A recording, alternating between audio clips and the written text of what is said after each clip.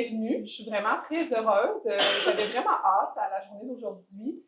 Pour moi, c'est un événement qui est important pour tout le parcours au cycle supérieur. En fait, on va aborder le thème de l'engagement académique. Je sais qu'il y a une majorité dans la salle quand même qui sont issus finalement d'un séminaire sur l'écriture académique. Donc, les thématiques qu'on va aborder aujourd'hui vont évidemment vous être très, très, très utiles pour votre parcours, mais de manière plus large. Là, il y avait aussi dans les participants inscrits des gens de différents horizons, des professeurs, des gens, puis oui, c'est important que je le souligne aussi, l'événement va être enregistré, donc ça sera possible là, de le réécouter par la suite, puis d'en faire finalement, de le partager. Donc, je le dis aussi pour avoir le consentement si vous posez une question, ne soyez pas gênés de le faire, mais vous allez être filmé de dos. Puis ça va se retrouver sur le YouTube finalement de la faculté de droit. Donc, et donc voilà, donc je vous remercie beaucoup d'être présent. Et moi, aujourd'hui, c'est ça pourquoi c'est un événement auquel j'avais hâte et qui a une signification particulière dans mon parcours, c'est que les deux conférenciers qui sont ici, donc Émilie Tremblay, j'ai mal dit. Rag, parfait, Rag, et Charles Bourgeois incarnent chacun à leur façon deux organismes qui ont eu beaucoup d'impact finalement dans mon parcours doctoral. Donc Charles, c'est un collègue en fait que j'ai rencontré dans le comité de bien-être numérique du Ciel, donc le Centre pour l'intelligence émotionnelle en ligne. Donc on a travaillé ensemble à développer des ateliers sur le bien-être numérique dans les écoles, entre autres l'atelier du primaire qu'on a fait ensemble. Et donc, ça a eu un grand impact sur mon engagement académique, mon sentiment qu'à travers mes recherches qui touchent les droits des enfants en lien avec le numérique, donc moi je me spécialise, je fais un doctorat en droit sur ces enjeux-là. Donc, ça a non seulement contribué à faire sens, mais aussi contribué à nourrir finalement ma motivation tout au long du parcours.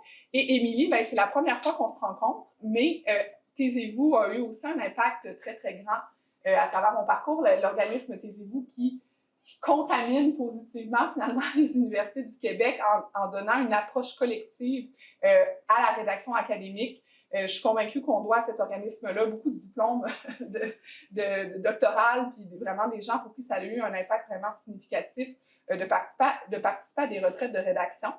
Et donc, chacun à leur façon incarne ces organismes-là. Je vais les présenter aussi. Bon, Émilie est professeure, Charles est docteur aussi en éducation. Et ces deux thématiques s'entrecroisent aussi d'une certaine façon.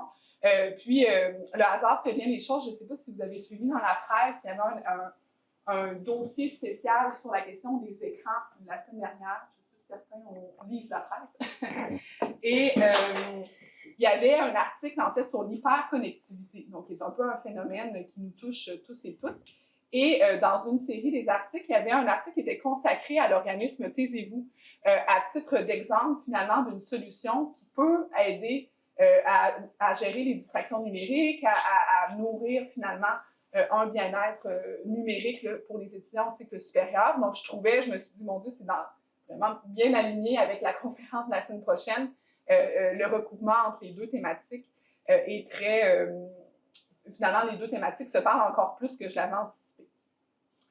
Donc, on va parler aujourd'hui, je vais leur laisser la parole dans quelques instants, mais au-delà d'avoir, il y en a plusieurs qui sont étudiants à la maîtrise, mais la maîtrise, oui, c'est une occasion de développer des connaissances, d'acquérir finalement des méthodes de travail, développer un cadre théorique, des choses comme ça, mais c'est aussi l'occasion de développer un savoir-être académique, des compétences, un savoir-faire professionnel.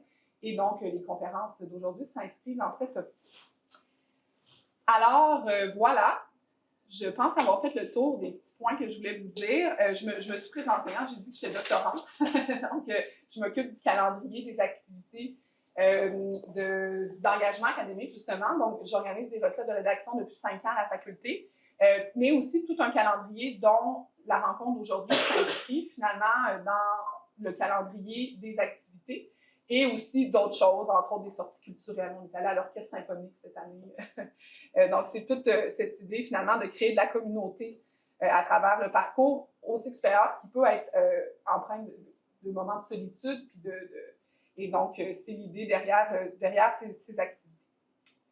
Alors, sans plus attendre, je vais présenter Émilie et Charles, je vais vous présenter tous les deux, puis comme ça, après ça, je vais vous laisser débuter. Donc, Émilie Tremblay-Rouvagne, qui, C'est pas grave. je l'ai pratiqué en plus ce matin, qui est professeure au département de didactique de l'UQAM, qui est la cofondatrice de Taisez-vous, je l'ai dit. Pour les personnes qui ne connaissent pas Taisez-vous, ben, dans une heure, vous allez très bien connaître la mission et de l'organisme, qui est titulaire d'une chaire de l'UQAM, finalement, sur la formation, le soutien à la rédaction en collectif. Émilie, dans ses travaux, explore les pratiques innovantes en matière d'écriture scientifique avec un intérêt marqué pour les activités de rédaction structurée. Et dans ses recherches sur la rédaction collective et aussi sur les stratégies d'enseignement actives, elle s'intéresse aux effets de la nature et de l'éducation en plein air dans ces contextes. Charles Bourgeois, qui est docteur, j'ai assisté à sa brillante soutenance il y a à peu près 1 an et demi. Oui, c'était en octobre 2024. Ouais. Ah, OK, ben, je ne sais pas pire dans ma mémoire du temps, qui est chargé de cours au sein de l'Université de Sherbrooke. Charles oriente ses travaux autour du bien-être numérique des différents acteurs du système éducatif. Il est le vice-président de l'organisme dont je vous parlais, le CIEL, le Centre pour l'intelligence émotionnelle en ligne, et il est consultant aussi pour l'organisme. Et il s'intéresse à l'étude de l'influence du numérique sur l'apprentissage des jeunes et à la formation des futures personnes enseignantes pour éduquer finalement les étudiants à un meilleur bien-être numérique, finalement, puis à une éducation autour de l'omniprésence des technologies. Donc, on va parler justement de technologie. Si jamais vous voulez prendre des notes à la main aujourd'hui, vous êtes bienvenus de le faire. Comme je vous dis, la conférence va être enregistrée. Donc, si jamais vous voulez avoir l'esprit plus libre, après, ça va être possible de réécouter la rencontre.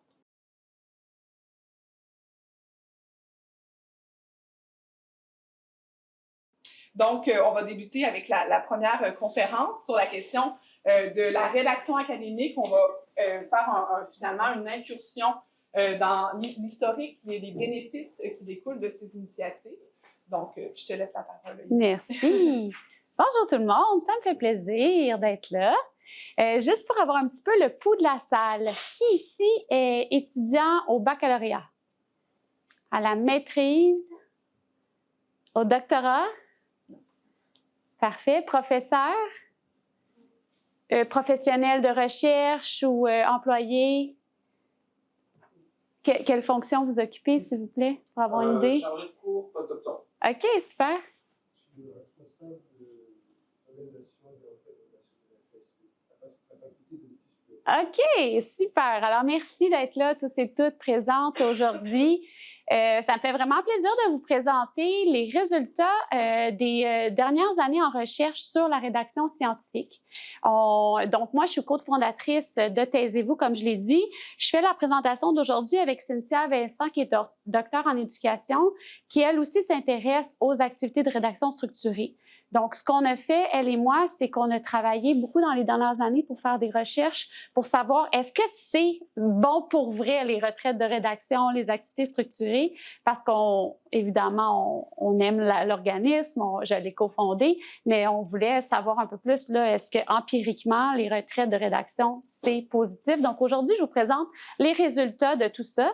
Après une courte introduction, là, où on va se questionner un peu sur notre rédaction à nous.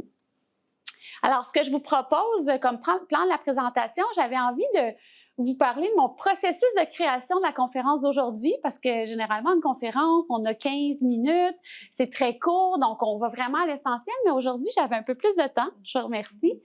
Donc, j'ai eu envie de vous faire vivre quelque chose d'un petit peu spécial. Vous allez contribuer là, à la présentation d'aujourd'hui. Ensuite, je vous propose 5 propositions pour soutenir la rédaction scientifique des étudiants du cycle supérieur. Puis, les éléments clés là, des bénéfices qui ont été répertoriés dans mes recherches et dans les recherches de mes collègues là, dans les dernières années. Donc, ils vont vous montrer ou peut-être vous motiver à aller essayer ce genre d'activité-là si vous le souhaitez. Je ne suis pas ici dans une optique de propagande parce que je voudrais quand même faire le petit...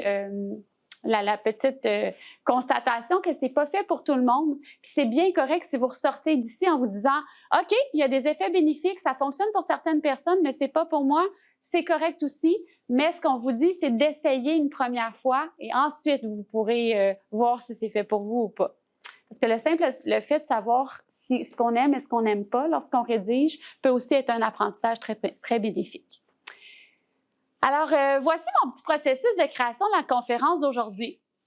Alors, j'ai assisté lors de la 100e retraite de rédaction Taisez-vous à une conférence qui m'a vraiment bouleversée, que j'ai adorée de M. Tom Berryman. Donc, j'ai demandé l'autorisation de réemprunter, de m'inspirer de son concept. Alors, c'est ce que je vous fais vivre aujourd'hui. Je l'ai rencontré pour avoir ses impressions, savoir comment il avait aimé donner cette conférence-là, puis quel avait été son processus de création. J'ai lu sur l'histoire de vie, j'ai écouté des vidéos pour en savoir un peu plus sur cette façon de procéder. Mais évidemment, là, on s'entend qu'en 45 minutes, 1 heure, c'est pas aujourd'hui qu'on va faire une histoire de vie complète, mais quand même, vous allez voir des brides de ça. J'ai laissé monter des souvenirs d'expérience, de ma propre expérience de rédaction scientifique, parfois difficile, parfois joyeuse. Donc, je vais vous en parler. J'ai revisité des écrits sur la rédaction scientifique pour monter la deuxième partie de l'atelier. J'ai tenté de trouver une formule à la conférence qui pourrait tirer profit des histoires de vie de toute la salle ici présente. Et j'ai rédigé 5 énoncés qui vont nous suivre tout au long de la conférence. Donc, on va pouvoir en reparler avec un verbe pour débuter chacun des énoncés. Je relate aussi certaines expériences, donc 3 petites histoires de vie que moi j'ai vécues, peut-être qu'ils pourront vous rejoindre.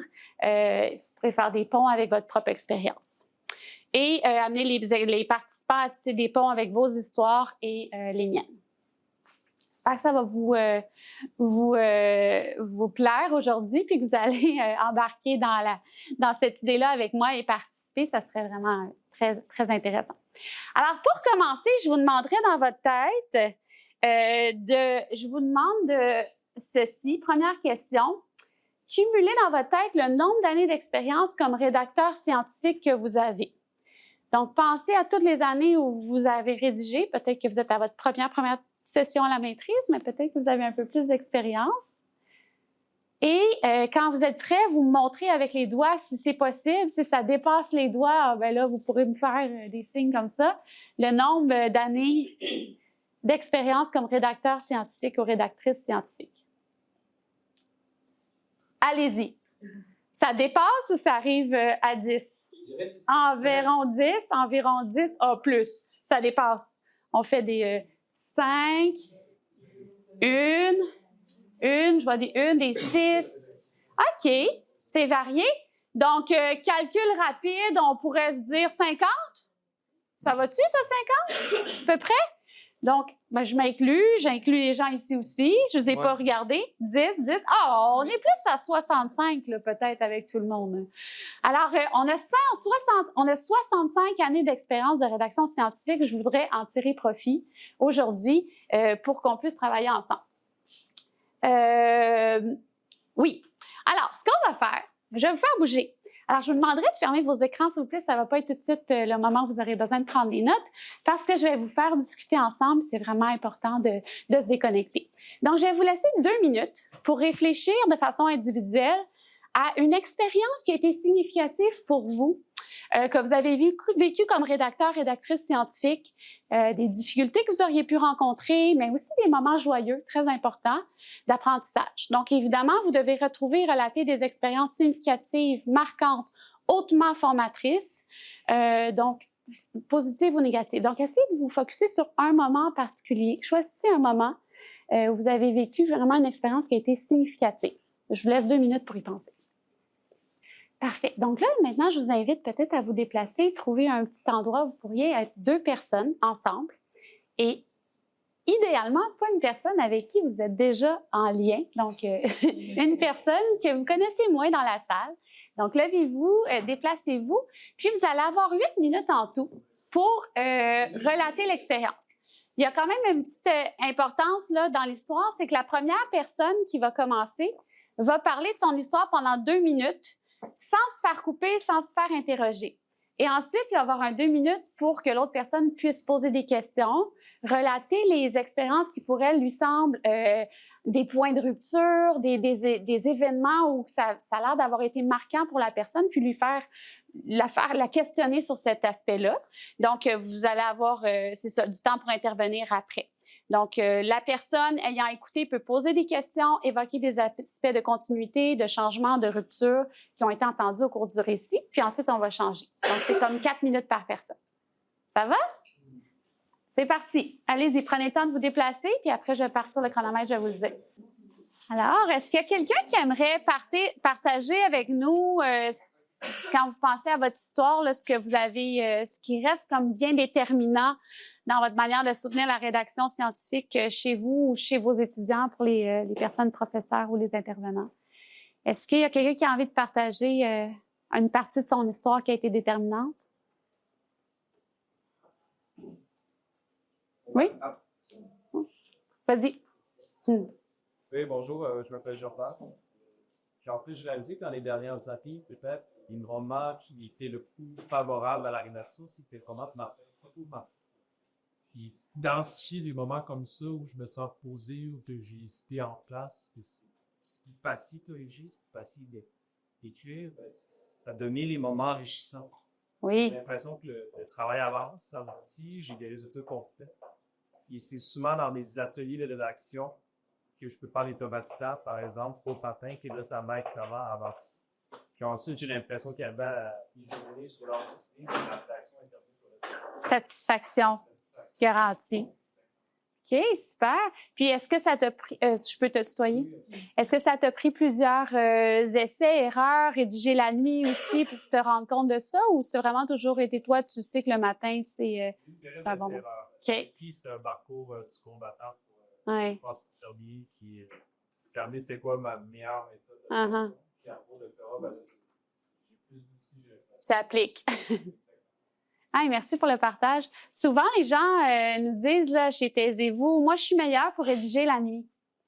Mais posez-vous la question, mais pourquoi on serait meilleur la nuit? C'est peut-être parce qu'on ne reçoit pas de courriel. C'est peut-être parce que notre patron n'est pas là pour nous demander une tâche à l'improviste qu'on se sent obligé de faire dans le moment présent.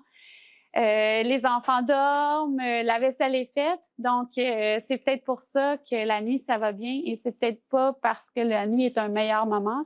Donc, il faut se donner les conditions pour le faire. Donc, lors de ta période probablement de rédaction, ben, c'est de se dire, OK, les courriels, ça va attendre 2 heures.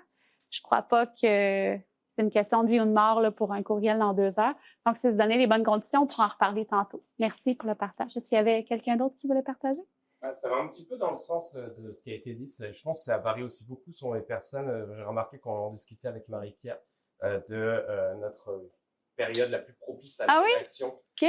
Vous avez parlé de ça aussi. Je peux me permettre de raconter ton expérience. Oui. Tu m'avais dit que tu avais été dans une auberge pendant 7 jours pour rédiger, puis que tu n'avais pas tant réussi, en tout cas pas à la hauteur de tes attentes. Oui. J'ai été à l'auberge des balcons. Je me suis loué l'auberge des balcons qui est dans Charlevoix. J'avais des attentes. Là, moi, je voulais faire du 14 heures par jour. Puis pourtant, moi, j'incarne les retraites de rédaction à la faculté de droit, puis l'équilibre, tout ça. Puis là, j'ai un peu le stress de fin de thèse. Puis, mais excuse, vas-y, Thomas, continue. Non, j'ai mais c'est juste que des fois, j'y partageais ça, tu sais, un peu un certain complexe par rapport à des collègues que je sais qui ont une capacité des fois à faire du 12, 13, 14. Je sais pas si c'est toujours 12 heures productif, mais moi, je sais que j'ai un quota.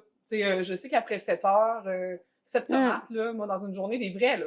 On va pas sur les réseaux sociaux, on fait du vrai travail cognitif. Si j'en fais 7-8 heures, j'ai vraiment atteint une saturation. Mais oui. Puis je l'accepte dans ma fin de thèse parce que, c'est même beaucoup, là.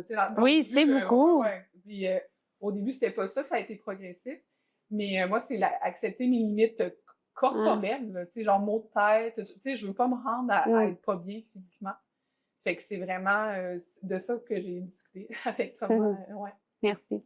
Et où la comparaison était un peu marrante parce que du coup, moi, j'ai expliqué que une de mes expériences de rédaction marquantes, là, c'était sur une station-service en rentrant de Toronto en voiture parce qu'il fallait en panique finaliser un article scientifique, et malgré ça, malgré le contexte un peu chaotique, on va dire, de la rédaction, la pression, etc., bah, c'est un article dont je suis très très fier et que j'ai pu rédiger de façon très efficace, plus des fois que quand je me pose dans mon bureau et que je suis tout bien avec mon café, etc. Donc j'ai l'impression que ça peut varier aussi les moments d'impulsion de rédaction, où des fois on se met dans des très bons cadres, on n'arrive pas forcément à bien rédiger, et des fois de manière très chaotique, très express, ça se passe. Sortir un article dont on est content. OK, merci. Super. Donc, j'imagine que ces expériences-là ont modifié votre regard sur la rédaction. Puis, ben, je m'en excuse pour les personnes qui sont toutes nouvelles. Là. Il y a des gens qui m'ont dit, on est au début de la maîtrise. C'est sûr que vous aviez peut-être peu d'expérience sur la rédaction scientifique à partager, mais vous avez quand même votre expérience de travail universitaire que vous avez fait à votre baccalauréat qui peuvent vous inspirer, vous alimenter aussi sur OK, quand je faisais des travaux qui étaient de cette ampleur-là, imagine un travail d'un an ou 2 ans de plus, comment ça peut être difficile, puis comment je peux récupérer les bons aspects, les bonnes choses que je mettais en place là, dans le cadre d'un travail de plus longue haleine. La maîtrise, le doctorat, on compare souvent ça à un parcours, à un marathon. Donc, le travail universitaire est plus un petit sprint, mais le marathon, la thèse, c'est sur du long terme. On peut pas travailler 60 heures par semaine sur notre thèse pendant 4 ans. C'est pas possible pour la santé mentale, donc il faut se donner des bonnes conditions. Donc, c'est ça dont on va parler aujourd'hui. Donc, 5 propositions. Premièrement, pour faciliter la rédaction scientifique, ça serait d'instaurer des méthodes structurantes pour rédiger. Je suis contente que les 2 témoignages en ont parlé. Pour rédiger plus, mieux et ensemble. Donc, je vais vous parler un peu justement de quand on rédige ensemble, quels sont les bienfaits aujourd'hui.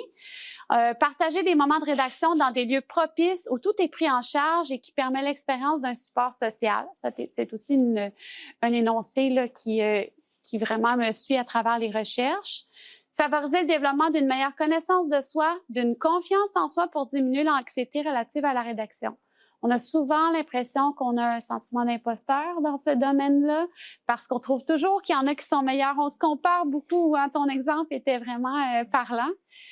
Faire vivre des expériences rassembleuses et plaisantes en créant une communauté favorisant la collégialité. Donc, si vous avez les possibilités de travailler ensemble, de vous soutenir, partager les défis, c'est excellent.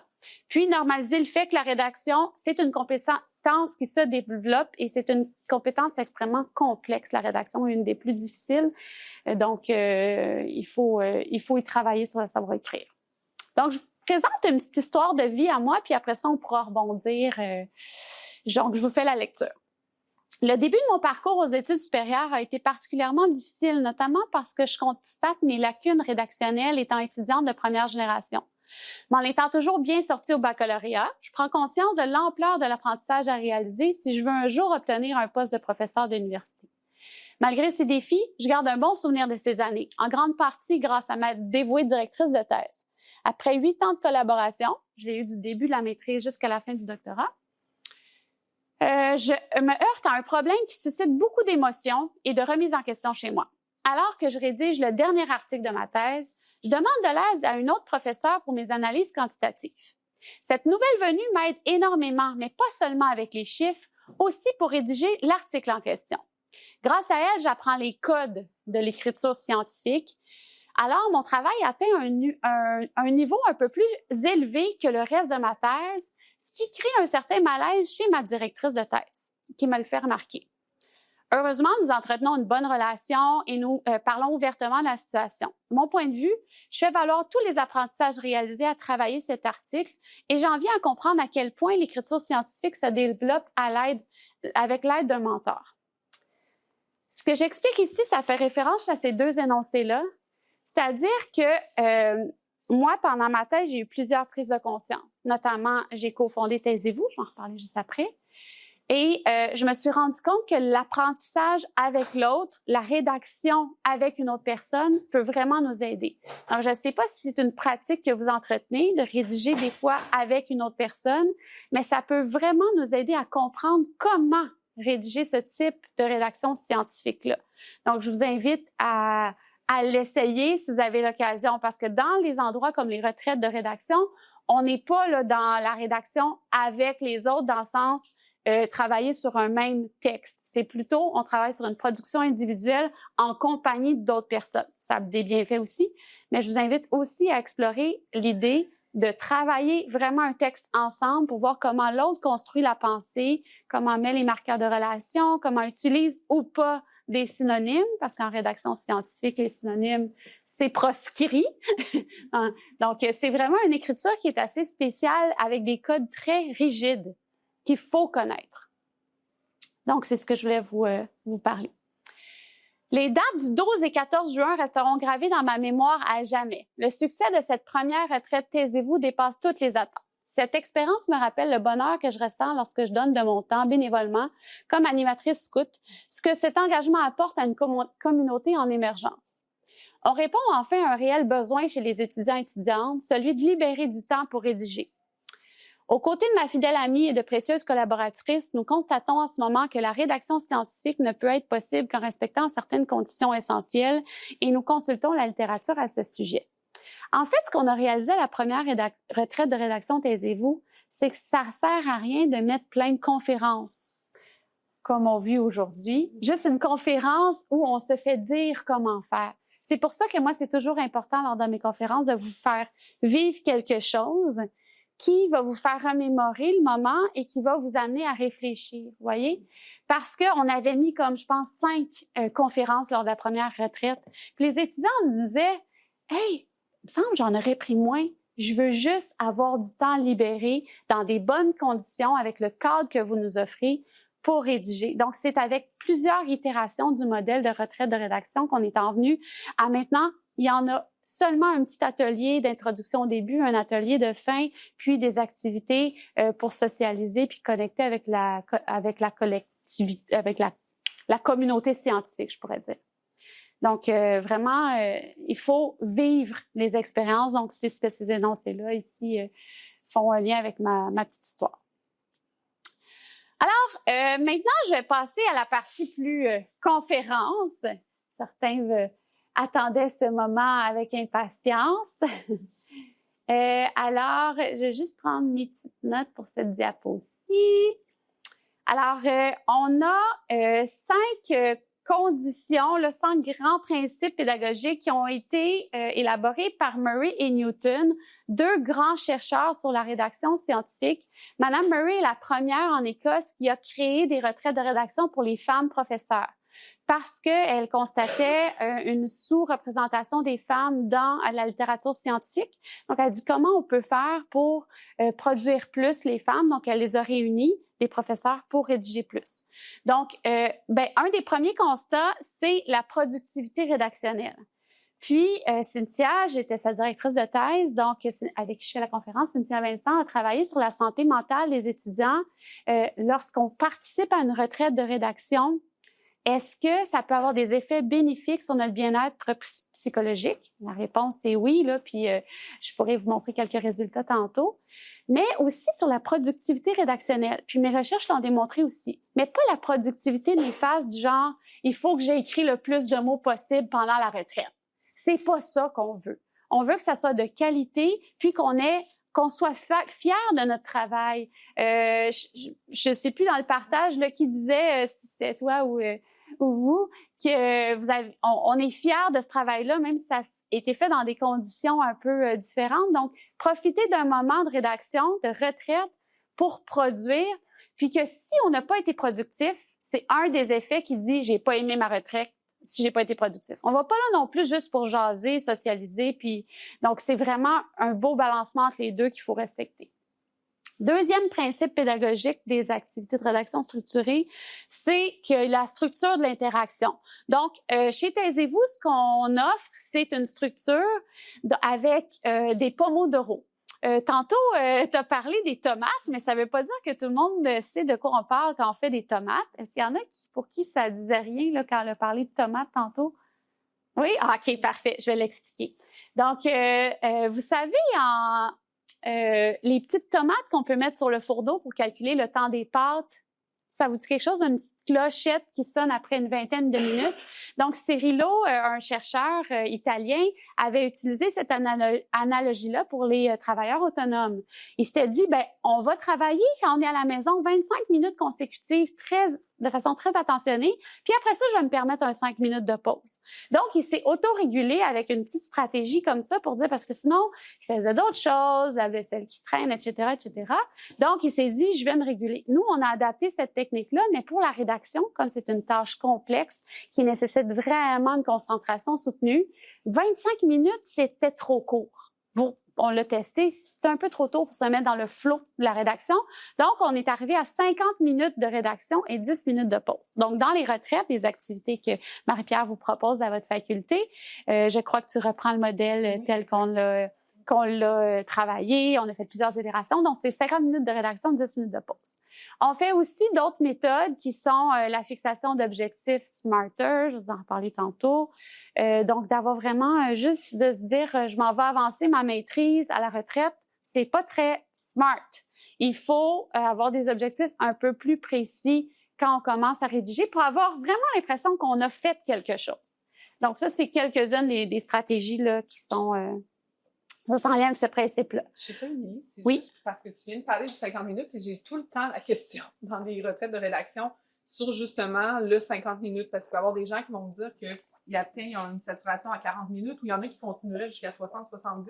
Mm-hmm. Et là, des fois, ils me questionnent sur un peu la justification du 50. Puis là, j'en comprends que ça a été peut-être est-ce qu'il y a eu des essais-erreurs? Est-ce que vous avez fait des tests à 45 ou des... Non, on est tout de suite allé à 50, puis on a vraiment structuré là, une méthode sur 1 an de questionnaire, puis ça semblait être vraiment la bonne méthode. Puis effectivement, lorsqu'on est saturé après 40 minutes, c'est correct de s'arrêter. C'est ça, ouais. C'est juste que là, il faut comme pour balancer l'esprit de groupe, si tout le monde commence à se lever à des moments différents, c'est moins bon. Donc, on fait juste attendre à notre place que ça soit la pause. Puis ceux qui veulent continuer plus longtemps, on leur dit souvent... Non, ça serait bien d'arrêter. Tu prends une note de où tu es rendu, tu prends ta prochaine idée en tête, tu l'indiques. C'est bon de prendre une petite pause et de s'y replonger tout de suite après. Puis 10 minutes, là, c'est suffisant comme pour se ressourcer puis replonger directement. Les gens nous disent pas, ils ont perdu le flow et tout ça, là, parce que c'est pas tout le monde qui est capable de se concentrer pendant 4 heures consécutives sans jamais se déconcentrer. Donc, il y en a qui peuvent, par exemple, parce que le cerveau peut se pratiquer à se concentrer plus longtemps. Christian Bégin, qui est un chercheur justement sur l'apprentissage cognitif, disait que lui, il était rendu comme à 2h30 à force de s'être pratiqué à se concentrer longtemps, mais c'est vraiment un travail de longue haleine. Bassin de rédaction, c'est pour ce lien avec être entouré d'autres personnes. Certaines personnes vont me dire « Ah non, moi, je suis bien dans mon appartement, je suis toute seule, il n'y a pas de bruit. Pourquoi j'irais à une activité collective qu'on organise pour moi? » Il faudrait l'essayer. C'est vraiment un apprentissage par l'expérience. Vous l'essayez pour voir à quel point le fait de voir l'autre en train de travailler, « Ah, lui, il n'est pas sur les réseaux sociaux. » Lui, pour vrai, ça nous donne un petit sentiment de motivation. « Ah, lui, il est capable. OK, je suis encore capable. Il reste quoi? 8 minutes? Je vais y arriver. » Puis aussi, c'est sûr que les moments de socialisation, quand on est ensemble, on s'encourage, c'est vraiment dans la bienveillance, ces moments-là. C'est pas du tout dans la compétition. Ne pas sous-estimer aussi l'interdisciplinarité. Je sais que vous faites, vous, des activités peut-être plus à la faculté, mais si vous allez à des retraites, taisez-vous, c'est des gens de tous les domaines et c'est vraiment chouette de voir un sociologue qui rencontre un chimiste qui discute de leur recherche. C'est de toute beauté. On apprend beaucoup. Le 4e principe, c'est la communauté de pratique. Donc, c'est vraiment le fait d'avoir un groupe d'entraide, de partage. J'ai pris un peu de l'avance sur celui-là, de s'entraider, se donner des références, des trucs aux pauses, etc. Puis, activité de ressourcement. Donc, vraiment important de se récompenser, c'est comme ça qu'on l'appelle, d'aller prendre une marche, de faire une activité pour se récompenser. Si, par exemple, on a fini notre objectif SMART un peu plus tôt, on avait pensé que ça nous prendrait 8 tomates, ça en nous a pris 7, bien là, on ne commence pas une nouvelle tâche. Parce que là, notre cerveau va dire « Ah, si j'y arrive plus vite que ce qu'elle m'avait dit, elle commence une nouvelle tâche. » Non. « Ah, moi, j'ai fini.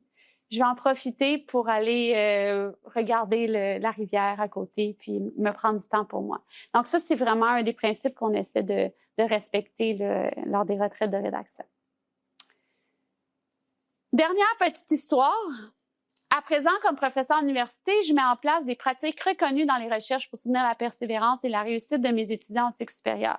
Je publie sur le sujet, j'accepte toutes les opportunités qui peuvent aider les étudiants, je bloque régulièrement des périodes de rédaction collective avec mes collègues et mes étudiants et espère, en ce sens, prêcher par l'exemple.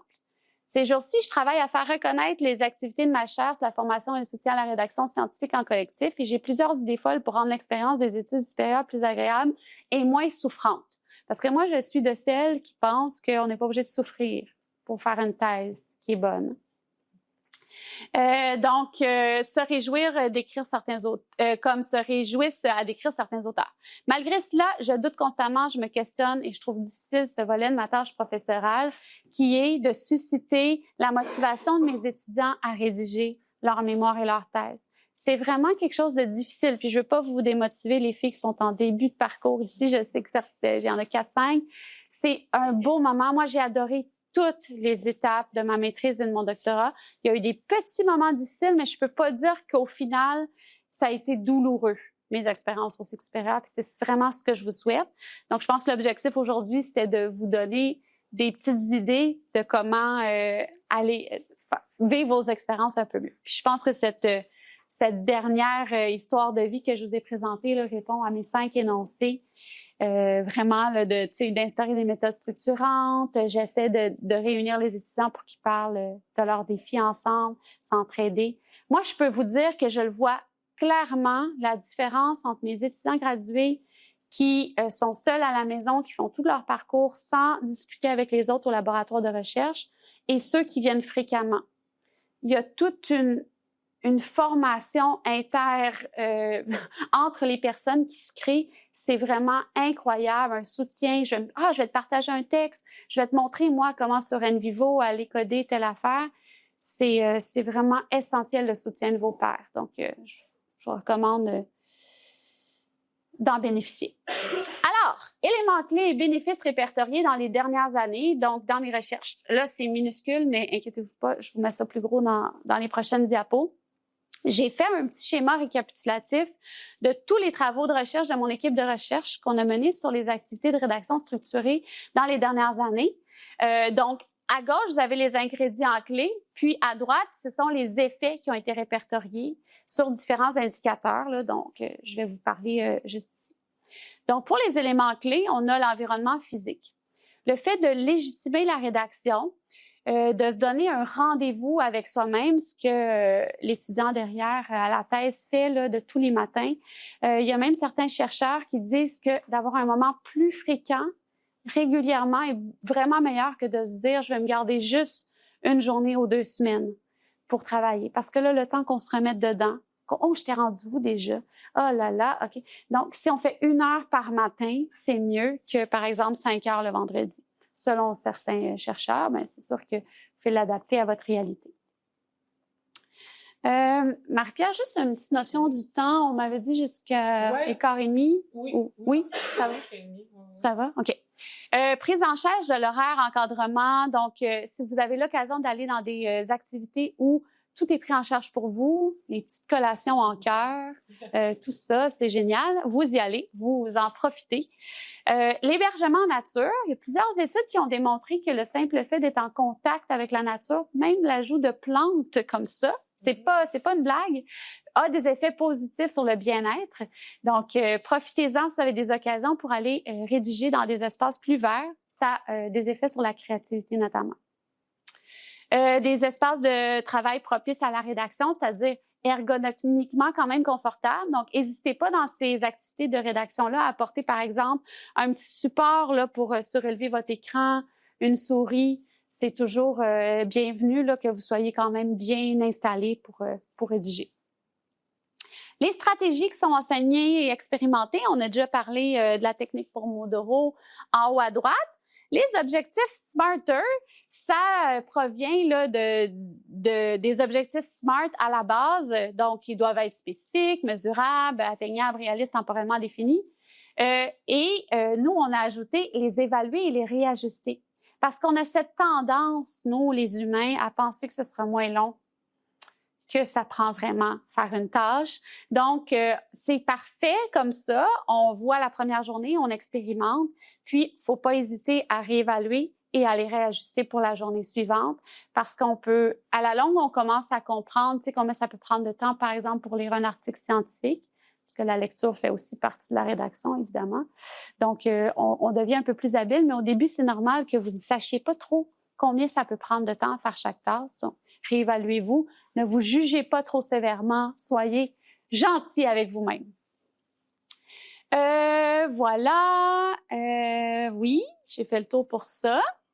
De se créer un environnement social, donc d'avoir des occasions de socialisation, du réseautage, c'est vraiment reconnu pour être positif dans votre parcours. Partager des ressources avec vos pairs, entretenir une culture de la solidarité et non de compétitivité, s'il vous plaît. Il y en a déjà assez. Le concours pour les bourses, les bourses surtout quand vous êtes aux études, c'est vraiment... on veut pas trop entretenir ça ailleurs, donc on essaie de s'entraider. D'avoir une pression sociale qui est positive. Entourez-vous de gens qui valorisent eux aussi la rédaction. Donc, si vous trouvez une personne qui, elle se dit que vraiment important aussi, puis tous les mercredis matins, est d'accord avec le fait qu'on ne fait que ça, puis on s'en va dans un café ensemble, ben go! Accolez-vous à cette personne-là, puis dites, nous, on y va tous les mercredis matins dans un café. Créez-vous des occasions et ça va vous motiver. J'en suis convaincue. Et les recherches le prouvent. Pas juste moi qui est convaincue. Une approche par et pour, donc idéalement, c'est vous-même qui le créez et pour vous-même, c'est encore plus bénéfique que quand c'est un professeur qui vous organise des activités. Donc, on vous invite à créer vous-même vos propres initiatives. C'est aussi, nos recherches ont démontré que c'est des endroits pour les femmes qui sont favorables parce que malheureusement, encore, dans la société, certaines femmes occupent encore certains rôles plus importants dans la famille, c'est-à-dire aller chercher les enfants à la garderie, faire le lavage. Mais les hommes qui viennent aux retraites, Cynthia Vincent, dans sa thèse, a répertorié qu'ils ont les mêmes effets bénéfiques que les femmes. Donc, ça, c'est vraiment une nouveauté en soi de sa thèse, c'est d'avoir constaté que les hommes qui viennent, eux aussi, ça leur soulage de toutes les tâches ménagères qui vous occupent généralement. Donc, s'il vous plaît, parlez-en aux hommes aussi. C'est une activité bénéfique pour eux. Mais bon, évidemment, on a plus de participation des femmes à ces activités-là, ce qu'on essaie de faire changer. J'ai une étudiante qui commence son doctorat, justement, qui, elle, va travailler sur l'accès aux services de soutien pour les hommes dans les universités, notamment les retraites, à quel point les hommes se sentent moins intéressés. Mais en tout cas, super intéressant. Excusez-moi, ça m'intéresse ce sujet-là de voir pourquoi les différences de genre, en fait, dans les comportements sociaux.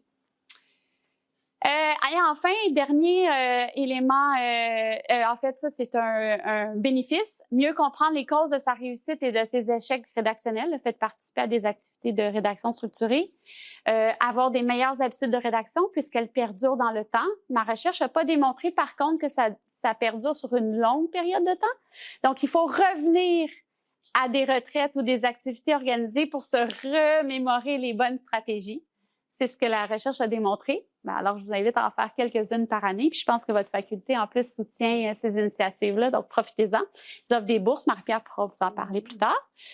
Légitimer le travail universitaire. Puis, finalement, augmenter la concentration. Puisqu'il n'y a aucune distraction. On n'a rien associé. La nourriture est toute préparée pour nous. On arrive là et on rédige.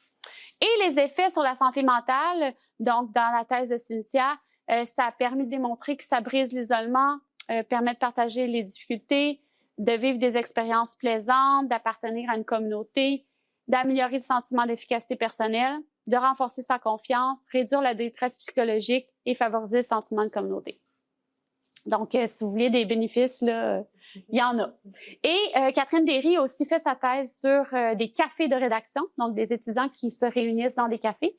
Et elle a vu des effets bénéfiques sur la professionnalisation au métier de chercheur et l'association au monde de la recherche. C'est-à-dire qu'on apprend mieux les codes de la vie universitaire, du travail de professeur, si on est en interaction avec des personnes qui partagent les mêmes réalités que nous.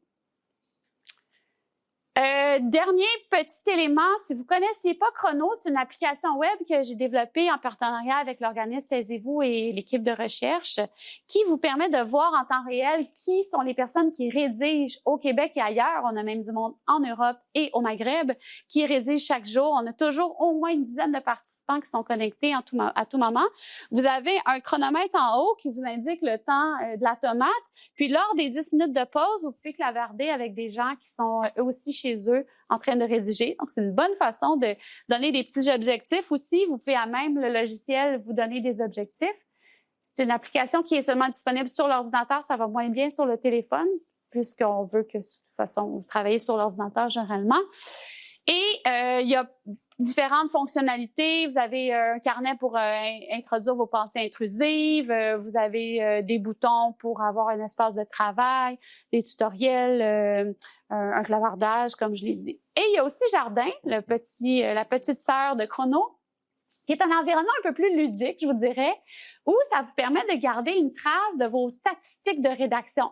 Donc, vous allez mettre dans cette application-là web vos nombres de tomates que vous rédigez chaque jour, chaque mois.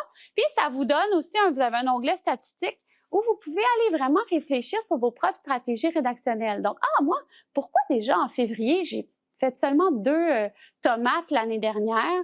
Peut-être que cette année, je pourrais réorganiser mon horaire, donner peut-être une charge de cours de moins pour pouvoir prioriser ma rédaction. Donc, c'est vraiment un outil qui vous permet de réfléchir à votre organisation là, de la rédaction, puis pour vous encourager à faire mieux. Et on n'est pas dans la compétitivité.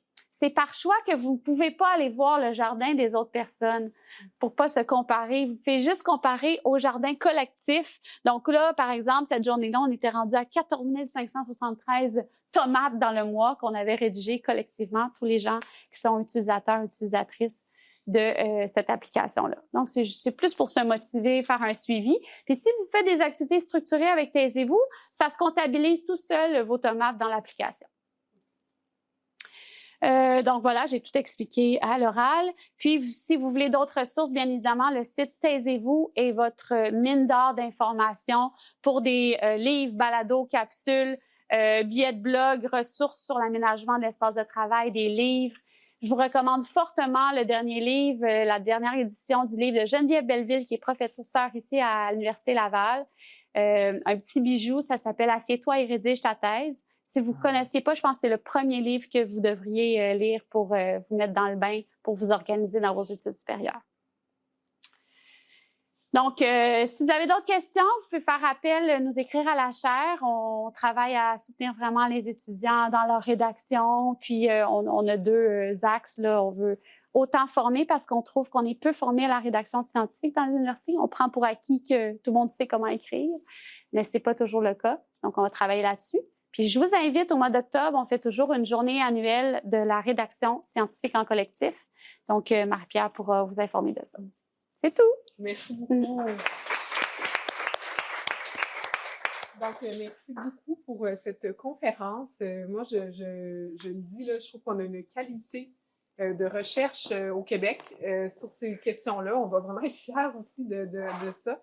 Et je trouve que la conférence qui vient d'être donnée, c'est une conférence qui devrait presque être systématique, tu sais, d'avoir ces connaissances-là finalement dans les universités du Québec et d'avoir finalement, autant dans des chaires de recherche, des centres de recherche, mais aussi auprès du corps professoral, des gens qui soutiennent aussi les parcours. Donc, merci beaucoup pour tout ça. C'est sûr que pour les gens qui n'avaient pas expérimenté encore une retraite de rédaction, comme le dit Émilie, c'est sûr qu'en le vivant, bon, on comprend des choses. Hein. Je sais qu'il y a des habitudes aussi, des retraites dans la salle, mais c'est ça. À la faculté, on est chanceux. Il y a une bourse de 600 $ qui est offerte à chaque étudiant qui veut expérimenter des retraites de style Taisez-vous. Donc, ça donne à peu près l'équivalent de 2 retraites de 3 jours.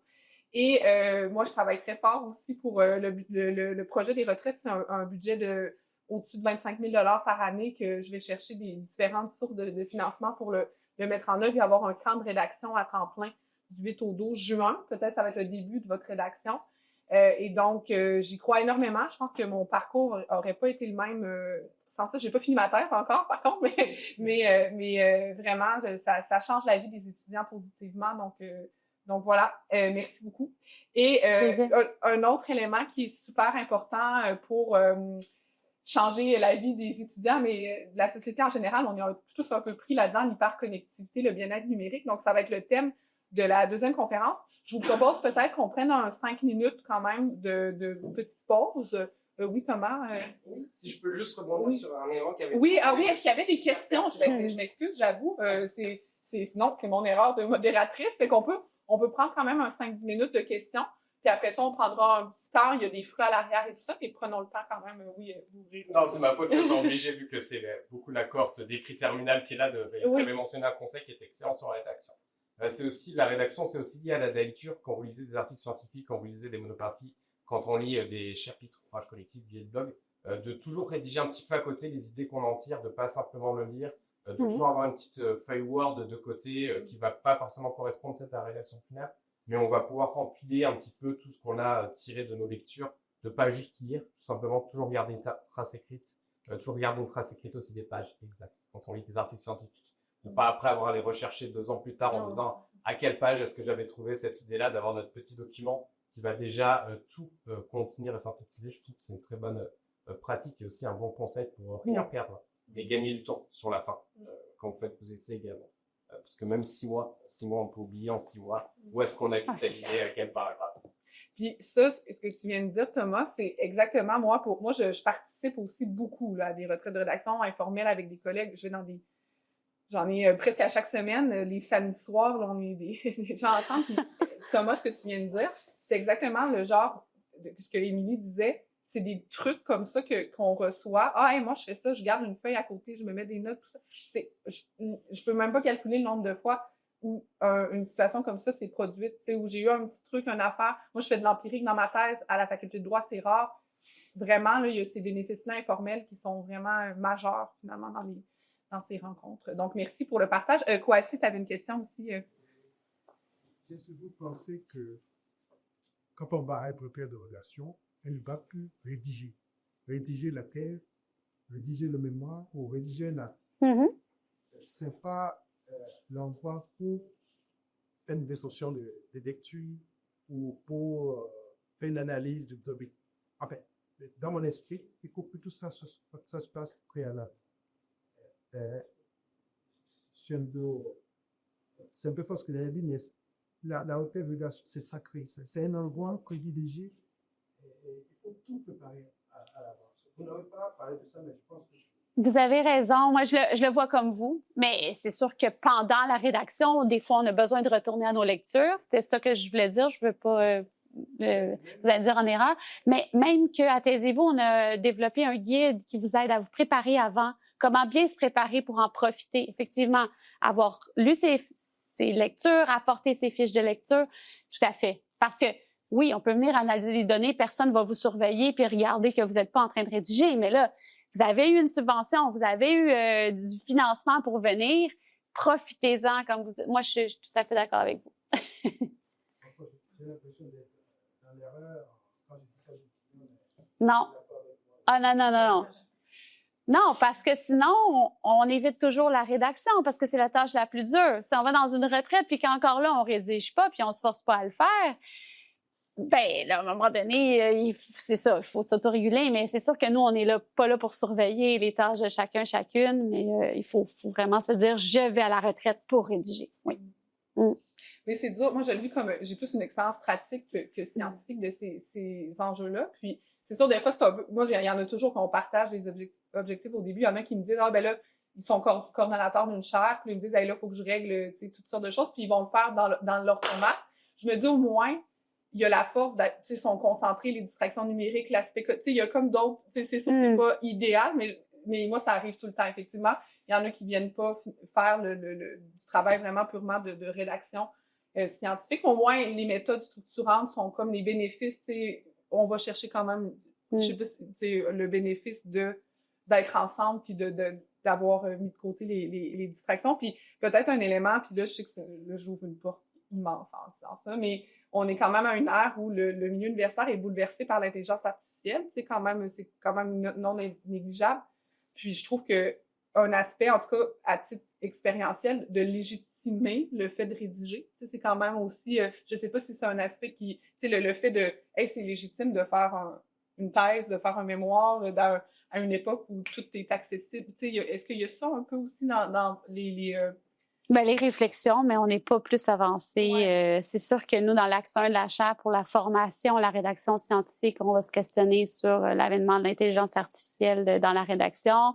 On va se questionner sur quel type de tâche de rédaction peut être acceptable ou non. Donc, on a du travail à faire. C'est comme énorme pour une pré-pause comme ça. Ouais. Est-ce qu'il y avait peut-être une dernière question?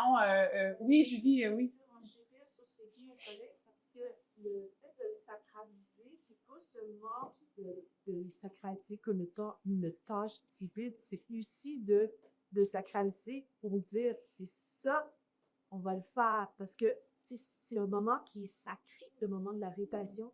Il y a d'autres qui peut cliquer dessus parce que tout peut constamment t'aider dessus.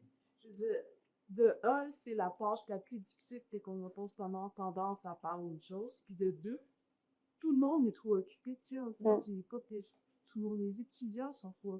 Tu sais, c'est constamment passé. Tu dis, ben là, c'est ça que je fais. Dis-moi, quelqu'un disait tantôt de Martin, dis-moi, quand j'ai écrit ma thèse, j'étais enceinte, j'avais des petits-enfants. Il fallait que j'avais page. Et si j'ai écrit 2 heures de matin, mais si je faisais ça, c'est ça que je faisais.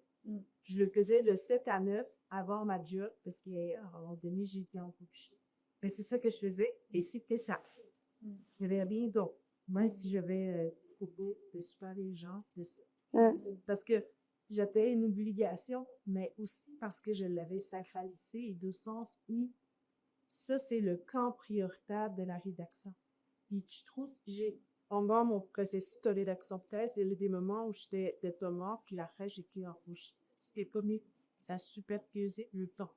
Puis, le temps où j'étais d'accord, il y a quelque chose de, on ne s'en moque quand on est d'ailleurs pas parce que, puis dire, la vie c'est comme ça, on est finalement qu'on vit. Il y a des choses précieuses à ce moment-là parce que c'est possible de sacraliser le moment de la rédaction et sacraliser l'humeur libre, le dire, la clé de confort. J'ai dit, vous avez un professeur qui avait l'air tellement épanoui, c'est aussi inspirant de voir qu'à travers les méthodes qui sont mises à avoir l'équilibre puis un bien-être qui se dégage, les cabinets petit, je pense que c'est la déconfort vite. Ouais. Ça me parle ce que vous dites, parce que moi, j'avais 4 jeunes enfants quand j'ai fait ma thèse. Puis, ben c'est ça, tout le monde me disait, comment tu fais? Ben, parce que quand ils sont à l'école ou à la garderie, je ne fais que ça. Puis, les autres tâches, je vais attendre à plus tard. Mais oui, ça me parle vraiment. Là. Moi aussi, je faisais comme vous. Je disais, c'est ça. Maintenant, c'est ça. Bon, donc, Julie Desrosiers, qui est la directrice des programmes de maîtrise. Donc, on a son témoignage qui est très... qui justement peut nous merci. Merci beaucoup d'être présente aussi. Puis, ben merci encore pour la conférence. Moi, c'est ça. Je suis convaincue. Fait que des fois, on dirait que quand j'essaie de partager, je me dis, ils vont penser que c'est parce que je suis biaisée. Donc, il y avait vraiment cette idée-là d'amener toute la crédibilité scientifique qu'il y a aussi derrière ces initiatives-là qui plus largement, dans un monde, on l'a dit, très compétitif aussi, le monde universitaire. Donc, il y a toutes des valeurs qui sont dans ces projets-là.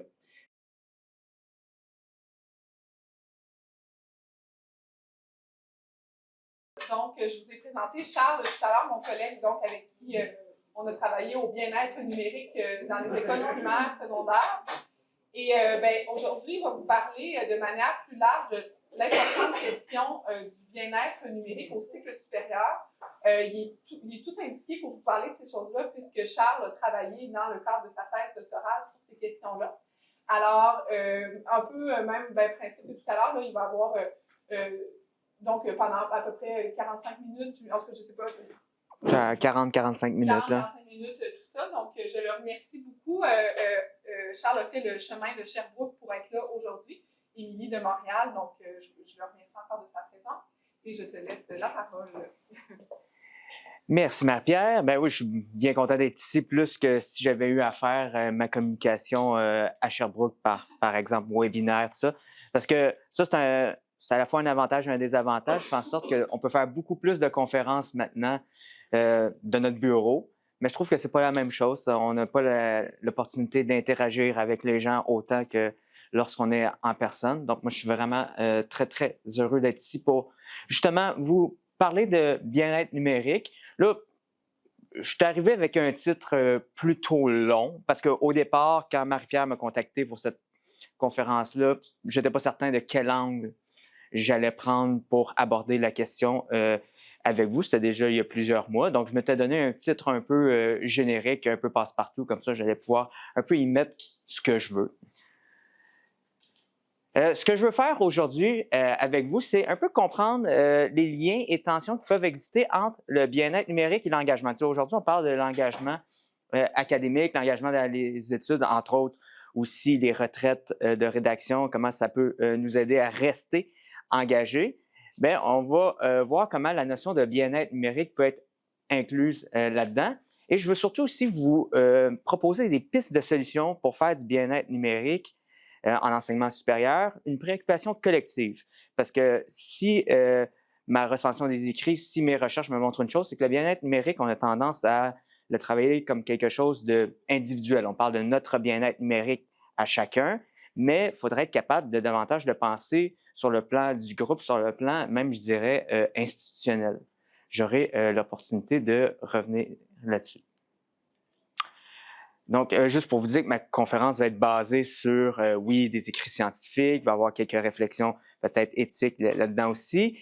Aussi quelques considérations empiriques qui viennent de ma thèse, donc qui viennent de ce qu'on appelle des récits phénoménologiques, donc vraiment une approche plus narrative que j'ai faite avec les personnes participantes, qui m'ont permis, entre autres, de voir des thématiques sur le bien-être numérique qui concernent les limites de l'autorégulation, donc de dire que par rapport à rester concentré, par rapport à être capable d'avoir un temps d'écran respectable, d'avoir un bon bien-être numérique, il faudrait être capable de s'autoréguler, mais que ça a des limites. Que le bien-être numérique, c'est fondamentalement subjectif et qu'il faut prendre en compte justement, comme je disais, le rôle du collectif. Mais avant d'aller plus loin, j'aimerais savoir, prendre le pouls de la salle, parce que là, justement, on a des personnes de la maîtrise, on a des personnes du doctorat, chargés de cours, professeurs. Je voudrais savoir, pour vous, là, j'ai utilisé le terme bien-être numérique à quelques reprises. C'est quoi pour vous le bien-être numérique? Qu'est-ce que ça vous évoque rapidement comme ça? Je prendrais peut-être quelques petites interventions. Vous avez juste à me dire peut-être un mot-clé ou quelque chose, ou juste une réflexion. Oui? Le droit à la déconnexion, super intéressant, ça, qui n'est pas au Canada encore balisé sur le plan de la loi. Donc, c'est quelque chose qu'on doit revendiquer, absolument. Autre chose? Oui? Je veux juste par moi, je prends une définition à la négative, parce que j'ai pas le bien-être numérique. D'accord. Le stress qui vient avec l'hyperconnectivité, le rapport à la technologie qui devient un peu malsain.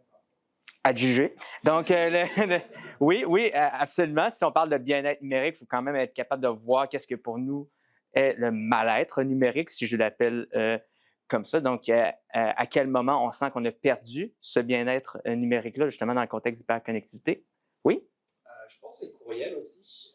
Oui. Le courriel qui ne représente pas toujours un petit peu comment la personne est concrètement, réellement, et qu'on est surchargé de courriel, parfois on peut mal interpréter des choses, ou au contraire, ça peut générer du stress de voir sa boîte courriel, ou qu'on a une petite demande urgente, alors que de parler aux personnes en vrai, ça se passe souvent beaucoup mieux. Le langage écrit qui ne renvoie pas tout le temps l'intention, puis effectivement, le fait qu'on est submergé de courriel. Mais moi, je te dirais, même pour l'anecdote, moi, c'est les messages audio qui suscitent du stress chez moi. Parce que sur Messenger, quand je vois que quelqu'un m'a envoyé 2 messages audio de 2 minutes, puis que j'ai aucune idée si la personne est fâchée ou de bonne humeur, je suis comme, tout le temps, est-ce que ça va être désagréable ou c'est juste, ah, j'aurais besoin de ça ou ça, peux-tu me ramener ça à l'épicerie en revenant? T'sais, ça, c'est banal, mais je ne le sais jamais. Fait que ça dépend beaucoup, je parlais de la subjectivité, ça dépend beaucoup de certaines personnes. Ah, mais j'aime ça de ce que j'entends dès maintenant. Donc, on va aller tout de suite plus dans la présentation. Justement, on a parlé des courriels, on a parlé de l'hyperconnectivité, tout ça. On a déjà placé des éléments de contexte pour moi en faisant ça. on a déjà placé des éléments de contexte pour ce que j'appelle le combat invisible pour notre attention. Parce que la question du bien-être numérique, c'est vraiment où je suis capable de porter mon attention. Pour moi, le contexte dans lequel tu as parlé d'hyperconnectivité, je vais utiliser le terme aussi, je vais y revenir, mais pour moi, l'hyperconnectivité s'inscrit dans quelque chose de plus large que ça, s'inscrit dans ce qu'on appelle l'accélération sociale. Donc, ce n'est pas seulement de dire qu'on est hyper connecté, ce n'est pas seulement de dire qu'il y a une accélération du développement technologique. Oui, c'est quelque chose qui existe, on ne se mentira pas, mais cette accélération technologique se passe dans quelque chose de plus large. Ça se passe aussi dans un contexte où on a l'impression que notre rythme de vie est toujours plus rapide. Un contexte où aussi on a l'impression que les changements sociaux sont toujours plus rapides. Dès qu'on a eu le temps de s'adapter à quelque chose, la nouvelle affaire. Donc ça fait en sorte que, malgré le fait qu'on essaie de s'adapter, malgré le fait que on a accès toujours de plus en plus à des technologies, à des outils, à des ressources, on a toujours l'impression qu'on manque de temps. On a toujours l'impression qu'on est laissé à l'arrière et on n'est jamais capable vraiment de se rattraper. Ça, c'est je dirais, le contexte d'accélération sociale. Et l'hyperconnectivité, pour moi, est ancrée dans l'accélération sociale. En ce sens que maintenant, oui, on a accès quasi permanent à Internet, quel que soit l'endroit, quel que soit le moment. Et justement, comme on a l'impression de toujours manquer de temps et comme on a l'impression que notre to-do list est toujours plus longue, qu'on voudrait toujours en faire plus parce qu'on a la possibilité d'en faire plus, bien, on essaie d'être connecté tout le temps pour être capable de réaliser les dites tâches, alors que ce qu'on se rend compte, c'est ben je ne peux pas tout faire. C'est impossible. On l'a dit tout à l'heure, des fois, on essaierait de rester connecté pendant 12-13 heures pour peut-être juste faire notre thèse ou juste répondre à tous nos courriels, mais au bout du compte, on est limité. Pour moi, les manifestations de l'hyperconnectivité, on les voit dans, entre autres, l'accès à l'information. Donc, un accès à l'information qui est beaucoup plus facile qu'avant. L'offre d'un divertissement très, très rapide. Donc, par notre téléphone, entre autres, on a accès à du divertissement, que ce soit jeux vidéo, réseaux sociaux, ainsi de suite. Un rapprochement de la vie professionnelle et personnelle, un rapprochement qui est trop fort, même on pourrait dire dans bien des cas, au point que la frontière entre la vie personnelle et la vie professionnelle, on a de la difficulté à la placer. Il faut être capable de mettre nos limites, ce qui est très difficile. La communication à distance, qui est beaucoup plus facile qu'auparavant. Et je l'ai mis parce que c'est vraiment en augmentation depuis 2-3 ans, l'omniprésence de l'intelligence artificielle générative. Mais ça, l'omniprésence de l'intelligence artificielle générative pourrait se retrouver dans tous les autres points. Dans le sens, c'est tellement omniprésent maintenant dans tout ce qu'on fait dans notre hyperconnectivité, dans notre société, que se positionner par rapport au bien-être numérique, c'est se positionner par rapport à la place qu'on veut que l'intelligence artificielle prenne dans notre vie, selon moi. Donc, cette hyperconnectivité-là va comporter des risques, justement, dans un contexte d'accélération sociale où on essaie toujours d'en faire plus et où on a l'opportunité d'en faire plus par l'information, par le divertissement, ainsi de suite. Bien, on se retrouve en surcharge, en risque de surcharge, on se retrouve à gérer beaucoup de distractions, on recherche un équilibre entre la vie personnelle et la vie professionnelle, on souhaite communiquer à distance le plus possible au lieu de se déplacer.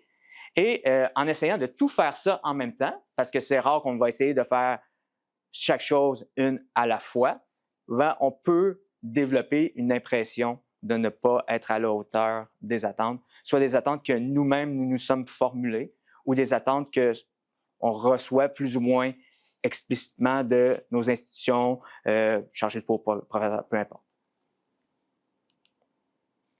Donc ça, c'est un peu le contexte que j'établis. Donc, notre attention est tellement comme bombardée de demandes qu'on ne sait plus trop où donner de la tête et on a l'impression de ne pas toujours être à la hauteur, ce qui affecte notre bien-être numérique, entre autres parce qu'on essaie de répondre à de multiples objectifs.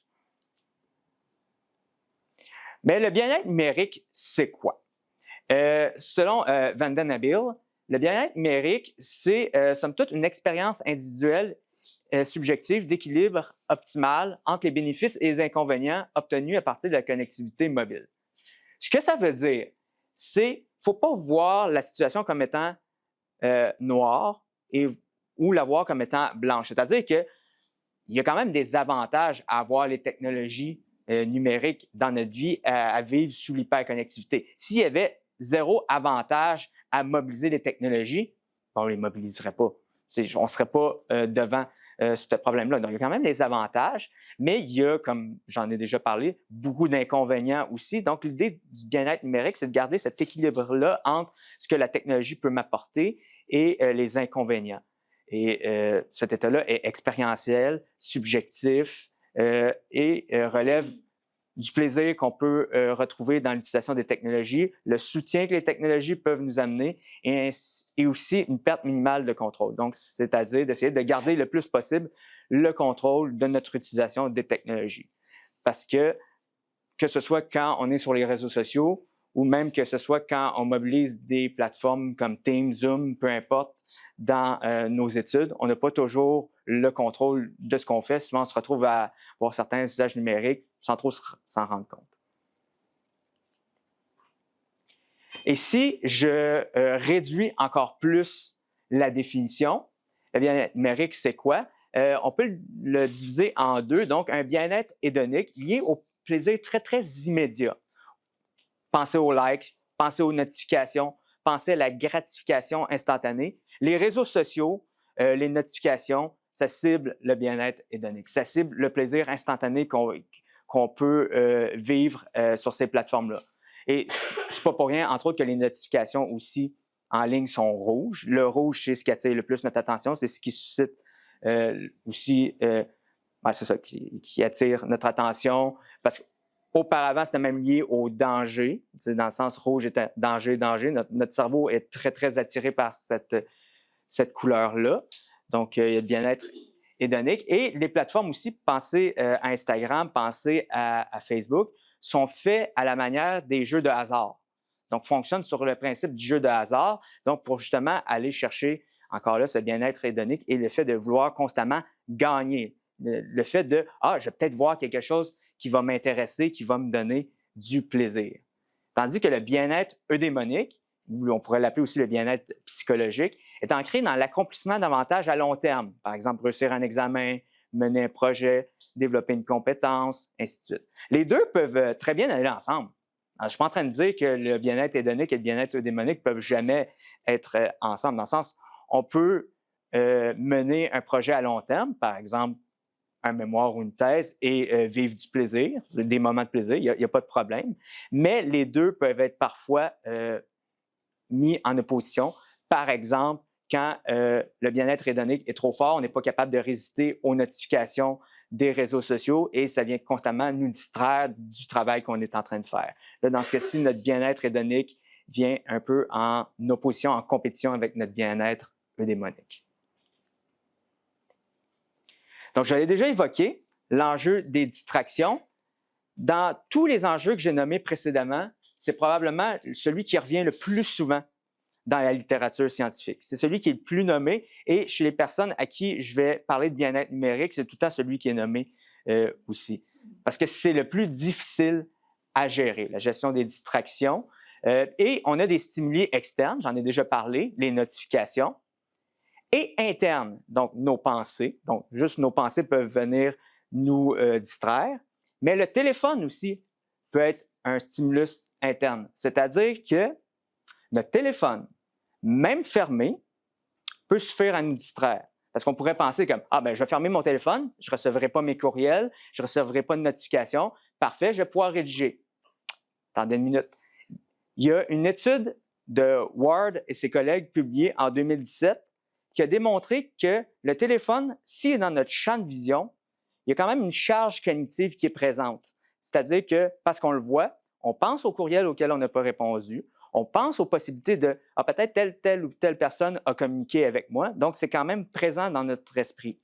Si le téléphone n'est pas dans notre champ de vision, mais dans notre sac à dos, par exemple, ah, là, il est présent dans la même pièce, mais comme on ne le voit pas, on y pense moins. Et s'il est dans une autre pièce, c'est encore plus efficace par rapport à la gestion des distractions et des pensées internes. Ce n'est pas zéro, je ne vais jamais y penser, mais c'est plus efficace que si on voit le téléphone. Donc, si vous pensez que vous avez vraiment besoin de vous concentrer, c'est peut-être mieux que le téléphone ne soit pas dans la même pièce que vous. Je vous le dis au passage. Mais en passant, en ce moment que le téléphone soit dans la même pièce que vous, je ne suis pas en train de vous le reprocher. Là. Je suis un cordonnier très mal chaussé ici. Mon téléphone, il est juste là. Donc, j'y pense, moi aussi. J'y pense. Il faut que je réponde à mes étudiants, entre autres, là, en ce moment. Ce n'est pas fait. Donc, les distractions peuvent être de nature hédonique, justement la recherche de plaisir instantané, les réseaux sociaux, mais aussi démonique, dans le sens répondre à un collègue. Donc, il faut être capable d'anticiper les distractions hédoniques et de hiérarchiser les distractions eudémoniques, d'être capable de hiérarchiser à ce moment-ci, c'est plus important que je travaille sur ma rédaction que répondre à mon collègue. Parce qu'on a plusieurs rôles, souvent dans l'institution. Moi, par exemple, quand je faisais ma thèse, j'étais aussi chargé de cours et aussi auxiliaire de recherche. J'avais des demandes qui venaient de plusieurs personnes et c'était des demandes concurrentes. Mais ce n'étaient pas des demandes strictement hédoniques liées au divertissement, aux réseaux sociaux. C'était des demandes de type professionnel. Mais là, il fallait que je sois capable de hiérarchiser. Non, en ce moment, est-ce que j'ai à y répondre tout de suite maintenant? Non. Bien, je répondrai plus tard. Et c'est quelque chose que j'essaie encore de faire aujourd'hui, mais c'est très, très difficile. Donc, autrement dit, si j'en viens ici à l'engagement, s'engager profondément dans une activité, par exemple une activité de rédaction, c'est accepter de se désengager de d'autres demandes. C'est d'accepter de se désengager, par exemple, professionnellement, de ce que mes étudiants, des questions de mes étudiants, des demandes professionnelles. Je suis professionnel de recherche maintenant, mon employeur voudrait que je réponde à tel ou tel courriel ou à telle ou telle demande, je ne la ferai pas tout de suite. Donc, c'est quand même nécessaire si on veut que le travail soit bien fait. Parce que alterner entre des tâches, ça peut être fait, mais ça demande un coût cognitif. Donc, si on alterne trop entre les tâches, nécessairement, elles ne seront pas faites de façon aussi efficace. Multitâche, on oublie ça. Si ce n'est pas des actions automatisées comme marcher et parler en même temps, ce que je fais depuis tantôt, on ne peut pas faire ça. Pour être capable justement de bien s'engager, il faut segmenter les tâches. On peut segmenter une tâche complexe en une suite d'étapes courtes et claires si on a une intention claire pour les différentes étapes. Ou on peut juste décider de segmenter son temps en différentes tâches, mais de dire en telle ou telle heure, je vais faire telle tâche, telle ou telle heure, je vais faire telle tâche. Si c'est décidé à l'avance, si c'est planifié, c'est là qu'on est davantage capable d'obtenir un résultat concret. Parce que l'autorégulation, là, je vais vendre un peu mon punch de plus tard, mais l'autorégulation dans l'action, c'est de plus en plus difficile dans le contexte dans lequel on se trouve, tellement qu'on est bombardé de demandes. Il faut être capable de bien anticiper, planifier. Donc, je vais juste prendre une gorgée d'eau. Donc, l'engagement, justement. L'engagement dans une activité, que ce soit une interaction avec différentes personnes, comme vous qui écoutez une conférence, ou la rédaction, ou peu importe, c'est plus qu'une simple autorégulation. Souvent, on va dire, il faut être capable de s'autoréguler. Et c'est pas faux qu'il faut être capable de s'autoréguler. Mais de dire seulement ça, c'est trop demandé. Parce que premièrement, est-ce que le déplacement de notre attention est toujours volontaire? Non. L'attention va toujours se porter sur une cible. Ça, c'est un fait. Ce n'est pas nécessairement celle souhaitée, dans le sens où tu dis, OK, j'aimerais ça garder mon attention focalisée sur ce qui se passe devant moi. Ça se peut que mon attention, elle, se fasse comme, oh, un nuage. Mais c'est un exemple, mais c'est juste pour comprendre vraiment le procédé. Et ça ne se porte pas justement sur l'exemple du nuage, sur ce qui est le plus utile. Donc, des fois, c'est ce qui est plus soit plaisant ou juste ce qui attire notre attention. Et on n'a pas toujours conscience du développement, du déplacement de notre attention. Donc, on peut être en train d'avoir une interaction avec quelqu'un et progressivement, je sens que je perds mon attention, je sens que je ne suis plus là. Et, ou dans une activité, c'est la même chose. Donc, il faut travailler à ramener notre attention, mais déjà, il faut être quand même conscient que celle-ci se déplace. Donc, tout à l'heure, on parlait de mettre les conditions gagnantes, mais c'est pour ça que je parlais de planification dans l'autorégulation. Parce que justement, d'être capable de voir, si on parle de métacognition ici, d'être capable de voir que notre attention se déplace dans l'action, c'est très, très, très difficile. Donc, il faut se donner les conditions gagnantes. Donc, l'autorégulation, moi, je le vois comme l'idée de protéger un engagement. Donc, le contrôle, l'adaptation chez une personne de ses pensées, ses comportements, ses émotions. Une personne qui est active, qui formule consciemment une intention, protéger l'effort d'attention avec des stratégies. Donc, ça peut être des stratégies de contrôle de soi. Ça peut être des stratégies de contrôle de l'environnement. Tu te places dans un environnement où tu sais que tu ne seras pas dérangé.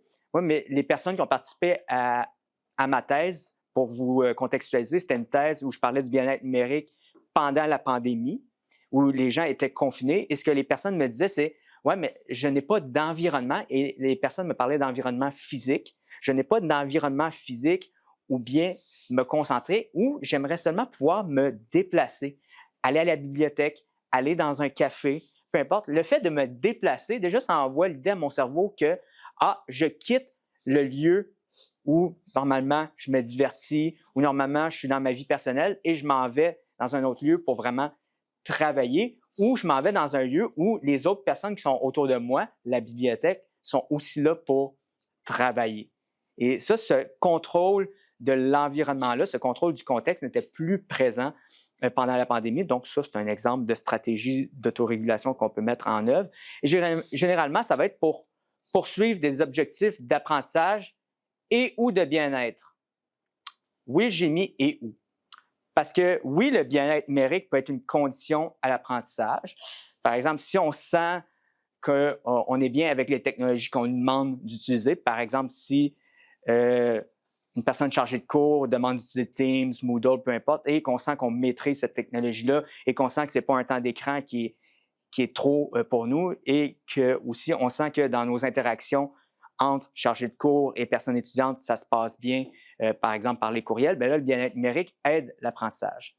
Mais il n'est pas impossible que, justement, si notre bien-être numérique individuel n'est pas respecté, ça nuise à l'apprentissage. Donc, dans ce cas-ci, si par exemple, je me mets dans la peau d'un étudiant, moi, je juge que la personne chargée de cours m'envoie trop de courriels ou, au contraire, ne répond pas à mes courriels assez rapidement, qu'il y a trop de plateformes qui sont utilisées dans le cadre de ce cours-là. C'est un temps d'écran qui est beaucoup trop élevé pour moi. Bien, mon bien-être numérique, dans ce cas-ci, est vraiment diminué et ça fait diminuer aussi ma motivation à continuer d'apprendre. Ça peut nuire à mon attention dans le cours, ainsi de suite.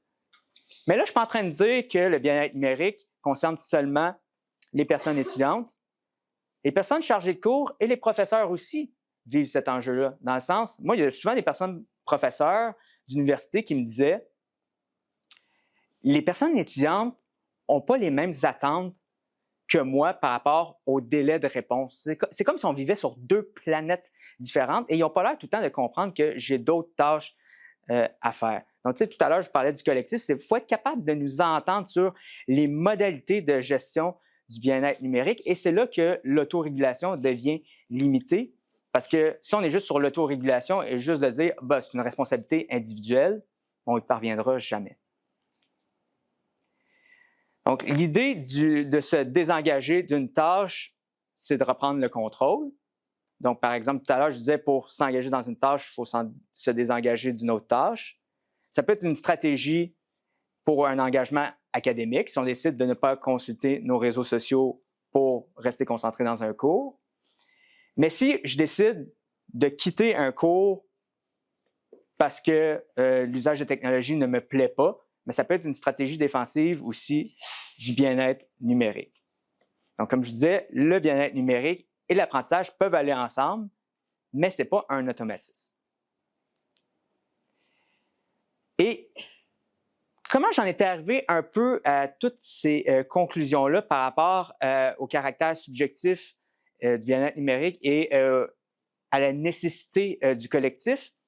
Bon, oui, c'est sûr, j'ai lu la littérature scientifique là-dessus, c'est sûr, ça m'a aidé. Mais aussi, c'est en écoutant les personnes participantes de mon projet de thèse. Et ce que les personnes participantes me disaient, bien, premièrement, les personnes participantes avaient beaucoup de difficultés à quantifier un temps d'écran. Quand je leur demandais à partir de quel moment c'est trop pour vous l'utilisation des technologies en enseignement supérieur, il y avait beaucoup de difficultés à me donner un chiffre.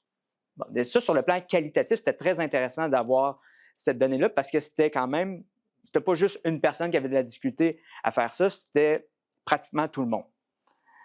Et ce que les gens me disaient aussi, bien, au bout du compte, ça dépend du contexte, ça dépend comment c'est fait, ça dépend aussi des gens, c'est subjectif, ça. Et cette personne-là l'a très bien résumé. Un usage équilibré des technologies, bien, en 2022, donc au moment où je lui ai parlé, ce ne sera pas le même qu'en 2000. Donc, c'est vrai que ça a évolué avec le temps, ça, et que ça va encore évoluer dans les prochaines années. En plus, c'est subjectif d'une personne à une autre, et qu'un programmeur informatique n'aura pas la même vision qu'un enseignant. C'est vrai que quelqu'un qui va dans une faculté n'aura pas nécessairement la même vision du bien-être numérique que quelqu'un qui étudie dans une autre faculté. Ça peut varier aussi de ce côté-là. Donc, qui on est sur le plan professionnel, qui on est sur le plan personnel, dans quel contexte on utilise les technologies, tout ça, ça vient faire varier le bien-être numérique. Ça vient quand même rendre le truc assez complexe au bout du compte. C'est plus seulement une question de temps d'écran. Donc, portrait de la situation, bien, une bonne utilisation des technologies numériques, ce n'est pas seulement une question qui est confinée aux compétences individuelles, ce n'est pas un problème médical ou psychologique. Les raisons de l'attachement aux technologies numériques ou, à l'inverse, que les raisons pour lesquelles une personne déteste les technologies numériques, ça peut être plus compliqué qu'une mauvaise autorégulation ou qu'un comportement habituel. Je viens d'en faire la démonstration. Et que la difficulté à faire des changements, mais ça se peut que les comportements en place procurent encore une satisfaction. Donc, il faut être quand même capable aussi de démontrer. Ça, je l'avais vu quand j'avais donné des ateliers aux élèves du secondaire. Je le vois quand j'enseigne aux études supérieures. Il faut quand même démontrer que certains comportements sont problématiques, mais il faut en faire la démonstration. Ce n'est pas juste parce que je vous dis « Hey, ne faites pas ça » que les gens vont arrêter de le faire, ou « Faites cela et je vais commencer à le faire ». Il faut quand même que j'amène des preuves. C'est pour ça que le bien-être numérique, pour favoriser l'engagement académique, il faut ajouter l'idée d'une variation temporelle et contextuelle et l'idée qu'il y a une dimension sociale au bien-être numérique. Donc, le bien-être numérique, j'en fais une responsabilité collective. Donc, encore là, dans le cadre de mes résultats de thèse, on m'avait parlé d'un besoin d'interaction autorégulatrice, dans le sens, on me disait, s'autoréguler, le faire tout seul, c'est trop difficile. J'ai besoin d'aide de la personne formatrice, des pairs, j'ai besoin d'aide dans mon autorégulation, parce que je vis aussi des moments d'isolement. Bon, c'est sûr qu'il y avait le contexte pandémique qui renforçait cette idée-là, mais on ne se mentira pas que dans les études supérieures, des moments d'isolement, si on n'a pas accès à des moments comme Taisez-vous ou des centres de recherche, mon centre de recherche, le CERTA, on en fait aussi des petites retraites d'écriture. Si on n'a pas accès à ces moments-là, ça se peut qu'on vive des moments d'isolement pendant la rédaction de la thèse. Donc, oui, le contexte pandémique a clairement exacerbé ça, mais c'est quand même quelque chose qui est documenté dans la littérature scientifique. Et aussi, quand on se retrouve à rédiger ou juste à travailler avec d'autres personnes, bien, il y a une pression sociale à se mettre à la tâche pendant les interactions. Tu sais, si tu es la seule personne qui ne travaille pas, ça se peut, même si les autres personnes ne te le disent pas directement, tu vas le sentir. Tu vas finir par le sentir et rendu là, c'est là que le collectif vient jouer un rôle. Et on me le disait, on me l'a dit pour le facteur enseignant, l'intonation, la façon de parler, les interactions, tout ça, ça aidait à garder l'attention, ça aidait à favoriser le bien-être numérique, mais c'était vrai aussi pour la présence des autres personnes de la classe. Donc, c'est pour ça que, et moi, je parle aussi du bien-être numérique institutionnel, mais je ne suis pas le seul, ça commence à être abordé dans la littérature scientifique, mais c'est quand même assez nouveau, là. Comme je disais au début de ma présentation, on est vraiment dans un contexte maintenant où le bien-être numérique est individuel, mais de plus en plus, on se dit, ouais, il faut prendre en compte le contexte, il faut prendre en compte l'institution. Donc, reconnaissance du ou des rôles de la personne au sein de l'organisation. Donc, autrement dit, moi, mon bien-être numérique, comment je le vis, bien, ça dépend de c'est quoi mon rôle. Est-ce que je suis seulement une personne étudiante? Est-ce que je suis une personne étudiante de premier, deuxième, troisième cycle? Est-ce que je suis une personne étudiante en plus d'une personne chargée de cours? Est-ce que je suis aussi une personne professionnelle? Bref, ou est-ce que je suis un professeur d'université? tout ça va venir jouer sur ma conception du bien-être numérique. Donc encore, comme tout à l'heure, on intègre la santé physique et psychologique, les valeurs. On va avoir les relations avec les collègues, la capacité d'adaptation aux changements contextuels, entre autres la capacité d'adaptation à l'intelligence artificielle. Et ça nécessite des règlements, des codes de conduite et des procédures explicites.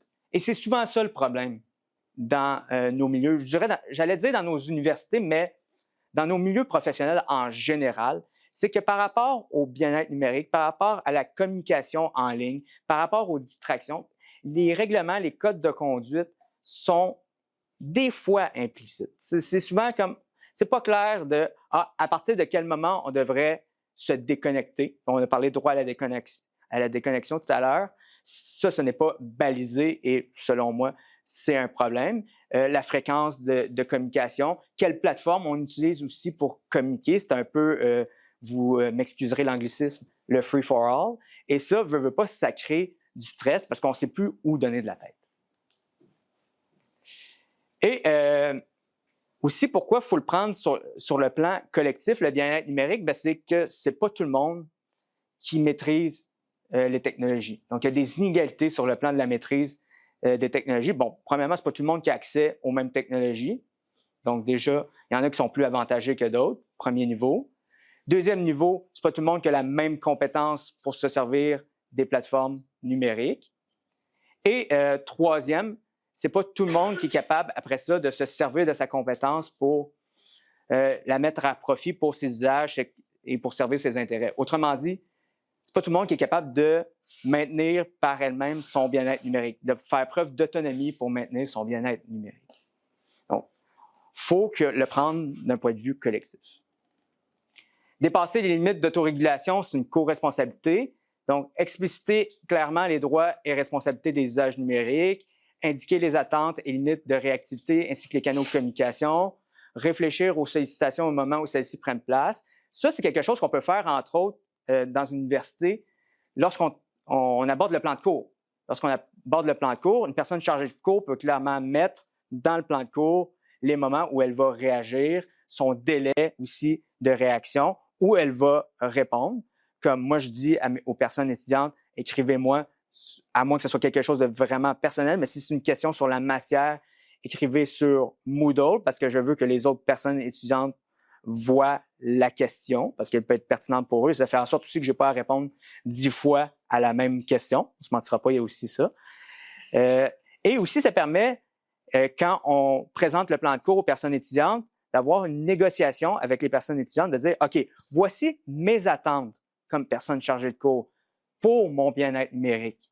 Quelles sont vos attentes? On va établir un contrat entre nous et durant la session, c'est de cette façon-là qu'on va procéder. Après ça, ça ne veut pas dire qu'on enlève toute liberté. Si vous êtes quelqu'un qui vous dit hey, « moi, travailler à 2 heures du matin pour envoyer mes courriels, ça ne me dérange pas », il y a une belle fonction qui est « envoyer ultérieurement ». On peut écrire nos courriels, envoyer ultérieurement pour que le courriel se rende, par exemple, aux personnes étudiantes à 8 heures du matin ou à 7 heures du matin, peu importe ce qui aurait été décidé. Donc, c'est possible quand même de se garder un équilibre entre hey, chaque personne va avoir sa liberté d'agir, mais collectivement, on décide d'une procédure.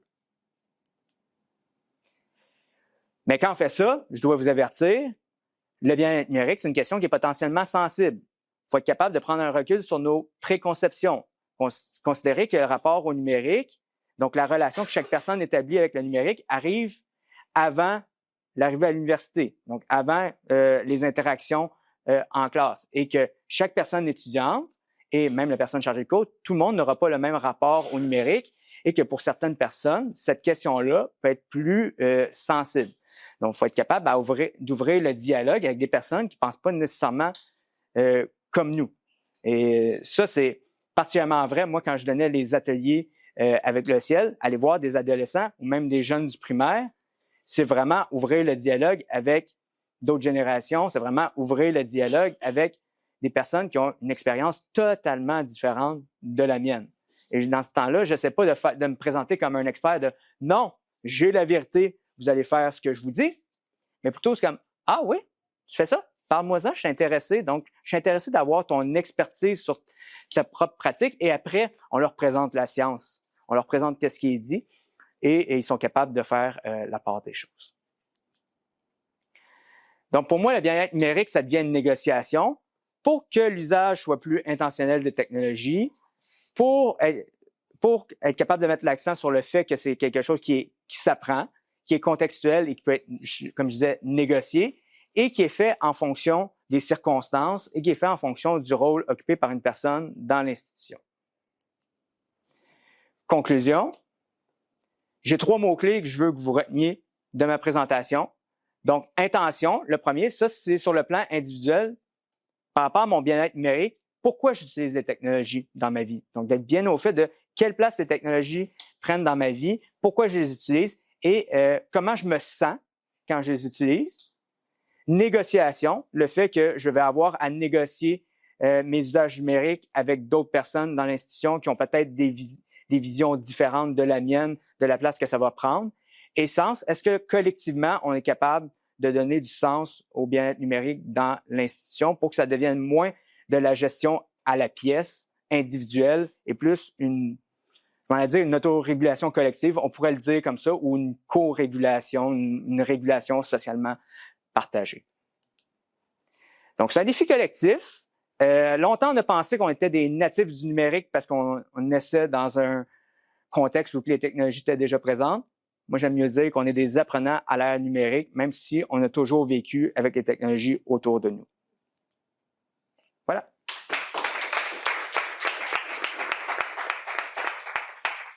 Donc, merci beaucoup, Charles, pour cette conférence. C'était super intéressant de t'entendre sur le bien-être. Moi aussi, j'ai eu l'occasion de donner des ateliers dans les écoles secondaires, d'aller parler de ça aux jeunes, de réseaux sociaux, tout ça. Puis, par rapport à la question des perceptions, des fois, on se rend compte qu'on a des a priori, on pense que les jeunes, puis on est toujours étonné quand on va là de voir que les jeunes sont préoccupés par leur temps d'écran, les jeunes sont sensibles à tout ça.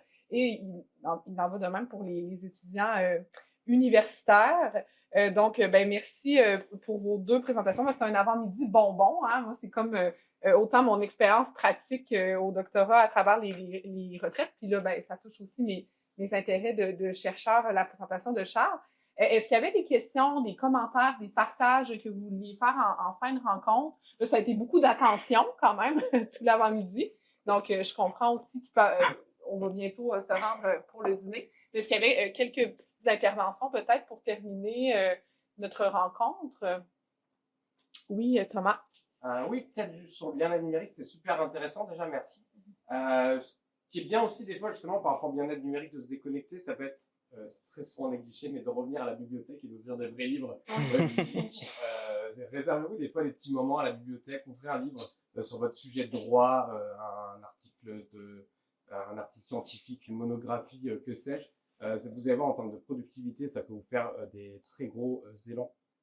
Donc, de se mettre à la bibliothèque, de s'asseoir dans un petit espace, de se prendre son petit café, son thé, et d'utiliser le livre papier et de noter les pages qu'on va mobiliser dans le cadre de ce livre. Mais à l'inverse, d'un point de vue positif du numérique, c'est aussi, je trouve, un bon moyen de rester informé, de rester actuel par rapport à nos sujets respectifs qui peuvent évoluer très vite.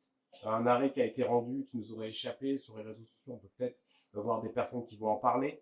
À l'inverse, une conférence qui porterait sur un sujet similaire au nôtre, à laquelle on va pouvoir assister en voyant passer une notification sur LinkedIn, sur Facebook, Twitter ou autre. Donc, c'est trouver un bon équilibre en termes de rédaction entre les deux. Puis l'intelligence artificielle, on y reviendra un peu plus dans une de nos séances.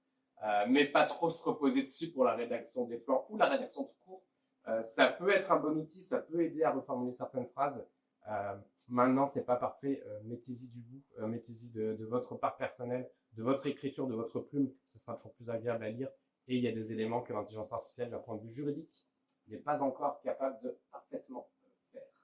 Mais c'est un bel exemple, tu sais, quand on parlait de normes qui ne sont pas claires, hein, on aborde l'intelligence artificielle, puis il y a cet exemple-là, mais il y en a d'autres où les gens, puis c'est ce que la littérature démontre par rapport à l'IA puis à d'autres sujets, où c'est comme pas clair, tu sais, qu'est-ce qu'on a le droit de faire, qu'est-ce qu'on n'a pas le droit de faire, qu'est-ce qu'est-ce qui est moralement correct, qu'est-ce qui, tu sais, fait que par rapport au flou de qu'est-ce qui, même dans l'implicite, fait que Charles, ben là, l'IA, c'est encore une fois, Ouais, mais ouais, ça c'est quand même une bonne boîte de Pandore, là, mais mais je sais pas c'est comment à Laval, mais à l'université de Sherbrooke, on a quand même des balises par rapport à l'intelligence artificielle générative qui sont comme des balises de 0 à 4, 0 étant totalement interdit et 4 étant faites ce que vous voulez avec. Et bon, généralement, moi je crois pas au point 0, sauf si c'est totalement papier, parce que maintenant, dès que tu utilises du numérique, il y a de l'intelligence artificielle générative. C'est tellement omniprésent qu'on peut pas y échapper. Donc, on se retrouve souvent dans du niveau 1. Là. Mais moi, ce que je fais, c'est dans mes plans de cours, pour les évaluations, pour les activités, je vais mettre les balises justement par rapport à l'intelligence artificielle générative. Comme ici, vous avez droit, mettons, niveau 1, niveau 2. Puis, je vais mettre des petits indicateurs aussi sur qu'est-ce que je veux dire par là pour être certain que ce soit bien compris. Donc, je le rends quand même clair, justement, pour la question des normes. Justement, qu'on vienne pas me dire, ouais, ben, tu l'avais pas dit, c'était pas clair, tout ça. Puis, mais généralement, quand il y a une utilisation de l'IAG, l'intelligence artificielle générative, dans mes cours, ça va être en classe, sous ma supervision, pour justement que tout ça soit clair. Puis moi, c'est parce qu'il faut dire aussi, je suis en éducation, je suis en pédagogie, je donne un cours de numérique. Donc, l'idée aussi, c'est de les amener à avoir un esprit critique par rapport à ces outils-là. C'est parce qu'on peut pas faire comme s'ils n'existaient pas. Et aussi, leurs élèves, malheureusement, vont probablement s'en servir. Donc, il faut quand même que je les outille par rapport à ça. Mais ça se passe sous ma supervision. Et le reste du temps, justement, je rends ça clair dans mon plan de cours, ce qu'ils ne peuvent pas faire. Parfait. Super. Moi, je suis un peu radicale par rapport à ça, mais c'est sûr que par rapport à l'IA, quand je voulais dire c'est pas clair, mais radical dans le sens que je trouve qu'il y a quand même, tu as raison, qu'il y a c'est partout, tu fais une recherche sur Google, mais là, quand on parle d'IA générative, ouvrir ChatGPT, ça reste quelque chose qu'il faut faire par soi-même de manière... Puis, par rapport au flou, justement, la reformulation, ces choses-là, moi, l'écho que j'en ai, c'est que, ben, à partir de quand... si tu mets 4-5 mots-clés, est-ce que c'est une reformulation ou finalement l'IA générative te le gêne? Ça, c'est très flou, puis des étudiants me l'ont déjà dit par rapport à ça. À quel moment ça devient de la rédaction? À quel moment ça devient de la reformulation? Surtout quand des fois tu regardes certains livres justement par rapport à ça, la rédaction, peut-être pas scientifique, mais la rédaction tout court, c'est vrai que des fois tu fais « Ah, la ligne est assez mince entre les deux. » Exact. Exactement. Est-ce qu'on avait... oui, Kwasi? Je voulais juste vous demander sur la question de l'utilisation de l'IA dans la thèse et la mémoire. Parce qu'actuellement, l'Université Laval, on a un propre outil. L'université a développé un propre outil pour accompagner les doctorants au processus. Et la déclaration de l'utilisation de l'IA dans la thèse et la mémoire est obligatoire depuis les 12 ans. Oui. On a ça à Sherbrooke aussi. C'est ça. C'est rendu obligatoire. Pour le jeune chercheur, ce serait bien c'est très clair. Il y a des idées mots, il y a des... Ça très bien. Et c'est toujours un sujet en évolution. Parce que le mental, la part de vous donner, ça peut être autre chose. Donc, on s'y ça de tête. Je voulais le faire. Allez, lance. Juste Moi, j'aimerais sur le GameLab numérique juste pour lancer 2 questions, en fait, à tout le monde, là, parce que j'ai fait ces 2 défis trop courts. Le premier défi que je rencontre, c'est que quand on écrit, le fait qu'il y a l'intelligence artificielle et que les outils de recherche en ligne, ça fait en sorte que tu es en train d'écrire, là, tu te poses une question, tu t'en vas chercher en ligne, tu perds. Moi, je me perds. Si j'ouvre, c'est intéressant cet article-là, j'avais pas vu cette décision, je me mets à dire, puis j'avance pas dans la rédaction. C'est pas dans le cadre de mon travail, vu mon cerveau fait que, mais justement, tu pourrais lire. Là, je me mets à lire, puis je me prends là-dedans, puis il faudrait savoir comment les gens vivent ça. La deuxième chose qui moi, nuit à mes lunettes magnétiques, c'est le fait qu'on fait beaucoup d'illustrages juste en gérant des projets. Moi, j'en reçois beaucoup. C'est hyper subsistant, c'est tous des sujets différents, c'est tous des sujets et je vois. Des fois, je fais 3 heures de progrès, je suis épuisée. Parce que Absolument. dans le vie tellement que j'ai à la gauche, à droite, en avant, que, et tu sais, je trouve que ça, c'est plus défi. Je suis j'ai jeté, comme les gens dans la salle, mais moi, pour moi, c'est plus son jeu. Il y avait quelqu'un dans la salle qui voulait réagir à... Parce que ce que tu viens de mentionner sur la surcharge cognitive, moi, j'ai lu le livre sur le stress au travail de Sonia Lupien, qui rejoint beaucoup de propos que tu as dit. Puis effectivement, le multitâche, là, tu l'as bien décrit dans ta présentation, qui, à la longue, est très, très, très coûteux cognitivement, qui nous demande un effort à la longue très, très, très significatif. Est-ce qu'il y avait des gens qui voulaient rebondir? Oui, Thomas? Oui, alors sur les deux éléments, déjà pour la PESC, vous n'oubliez pas que vous avez sur le portail justement cette petite trousse à outils de la PESC que je vous ai déposée, qui est excellente pour savoir un petit peu l'IA, comment la manier, ce qu'on peut faire, les déclarations qu'on doit formuler par rapport à l'IA générative.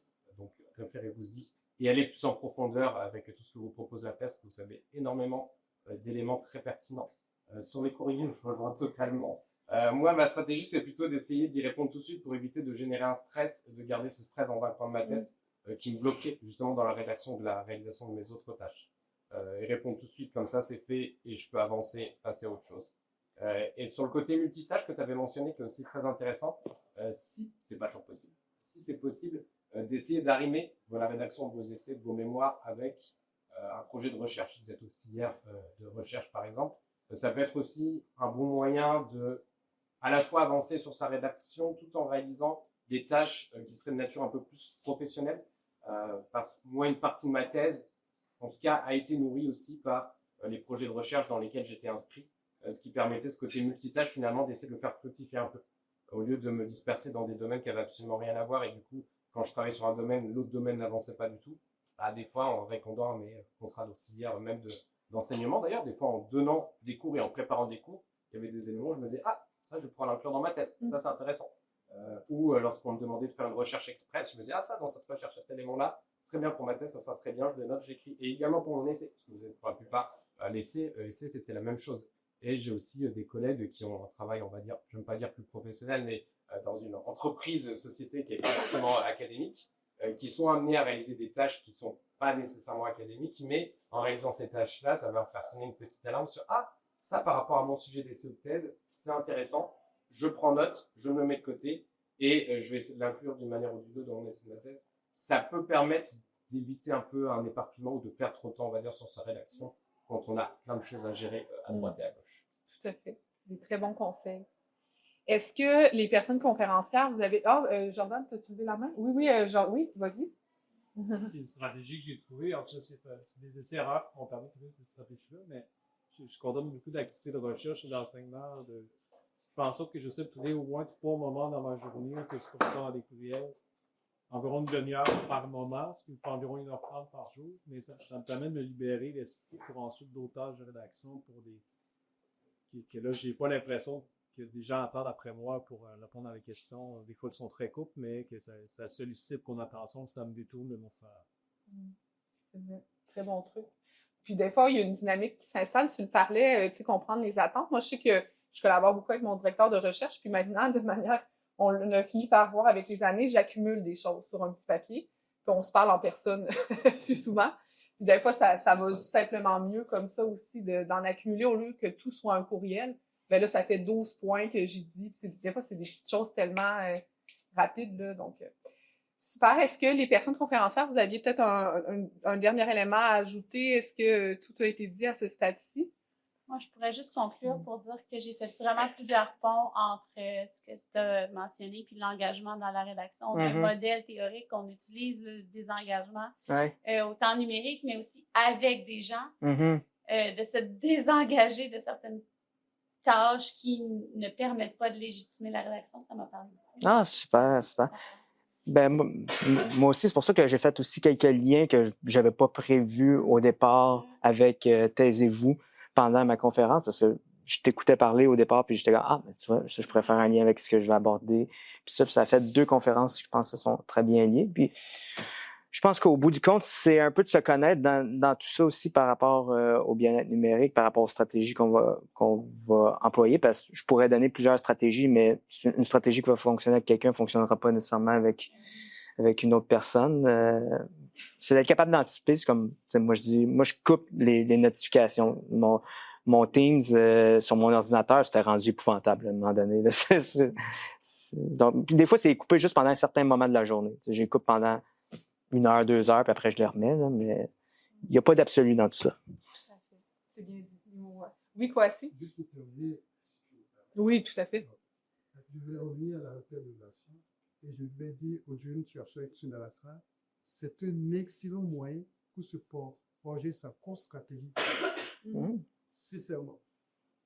Alors, pour plaisir, parce qu'on n'a pas l'occasion de faire des open de relations à chaque semaine. Alors, si vous participez à une intervention, ben, ça me permet de... Parce que vous allez revenir à la maison, vous allez retrouver tout ça dans votre tête. Alors, qu'est-ce que vous en pensez? Absolument. Ben oui, ça, si on participe à une première fois, ça nous permet aussi d'expérimenter ce qu'on aime et ce qu'on n'aime pas, pour après, au retour à la maison, dire « OK, moi, je sais que bon, les plages du matin, c'est moi mon truc, je vais commencer à 10h, pas avant 10h. » C'est correct, mais au moins, tu te connais mieux. Oui, moi, ça m'a pris quelques temps, mais maintenant, je sais que ça a été nommé tout à l'heure, mais moi aussi, c'est le matin. Mais toi, c'est de discipliner à 5 heures, ça fait rien. Oui, mais moi, c'est aussi parce que je m'entraîne, mais oui, je me lève à 5 heures. Oui, c'est ça. Mais ça, faut pas se comparer. Mais, ben, merci à tout le monde, merci beaucoup. Donc, il reste probablement des petits fruits à l'arrière avant de quitter. C'est un bon pré-dîner. Et on va rester aussi en 5 minutes si jamais il y a des dernières questions, commentaires. Puis je vous remercie, je vous souhaite une bonne mi-session. Puis au plaisir de se recroiser là, prochainement. Merci beaucoup.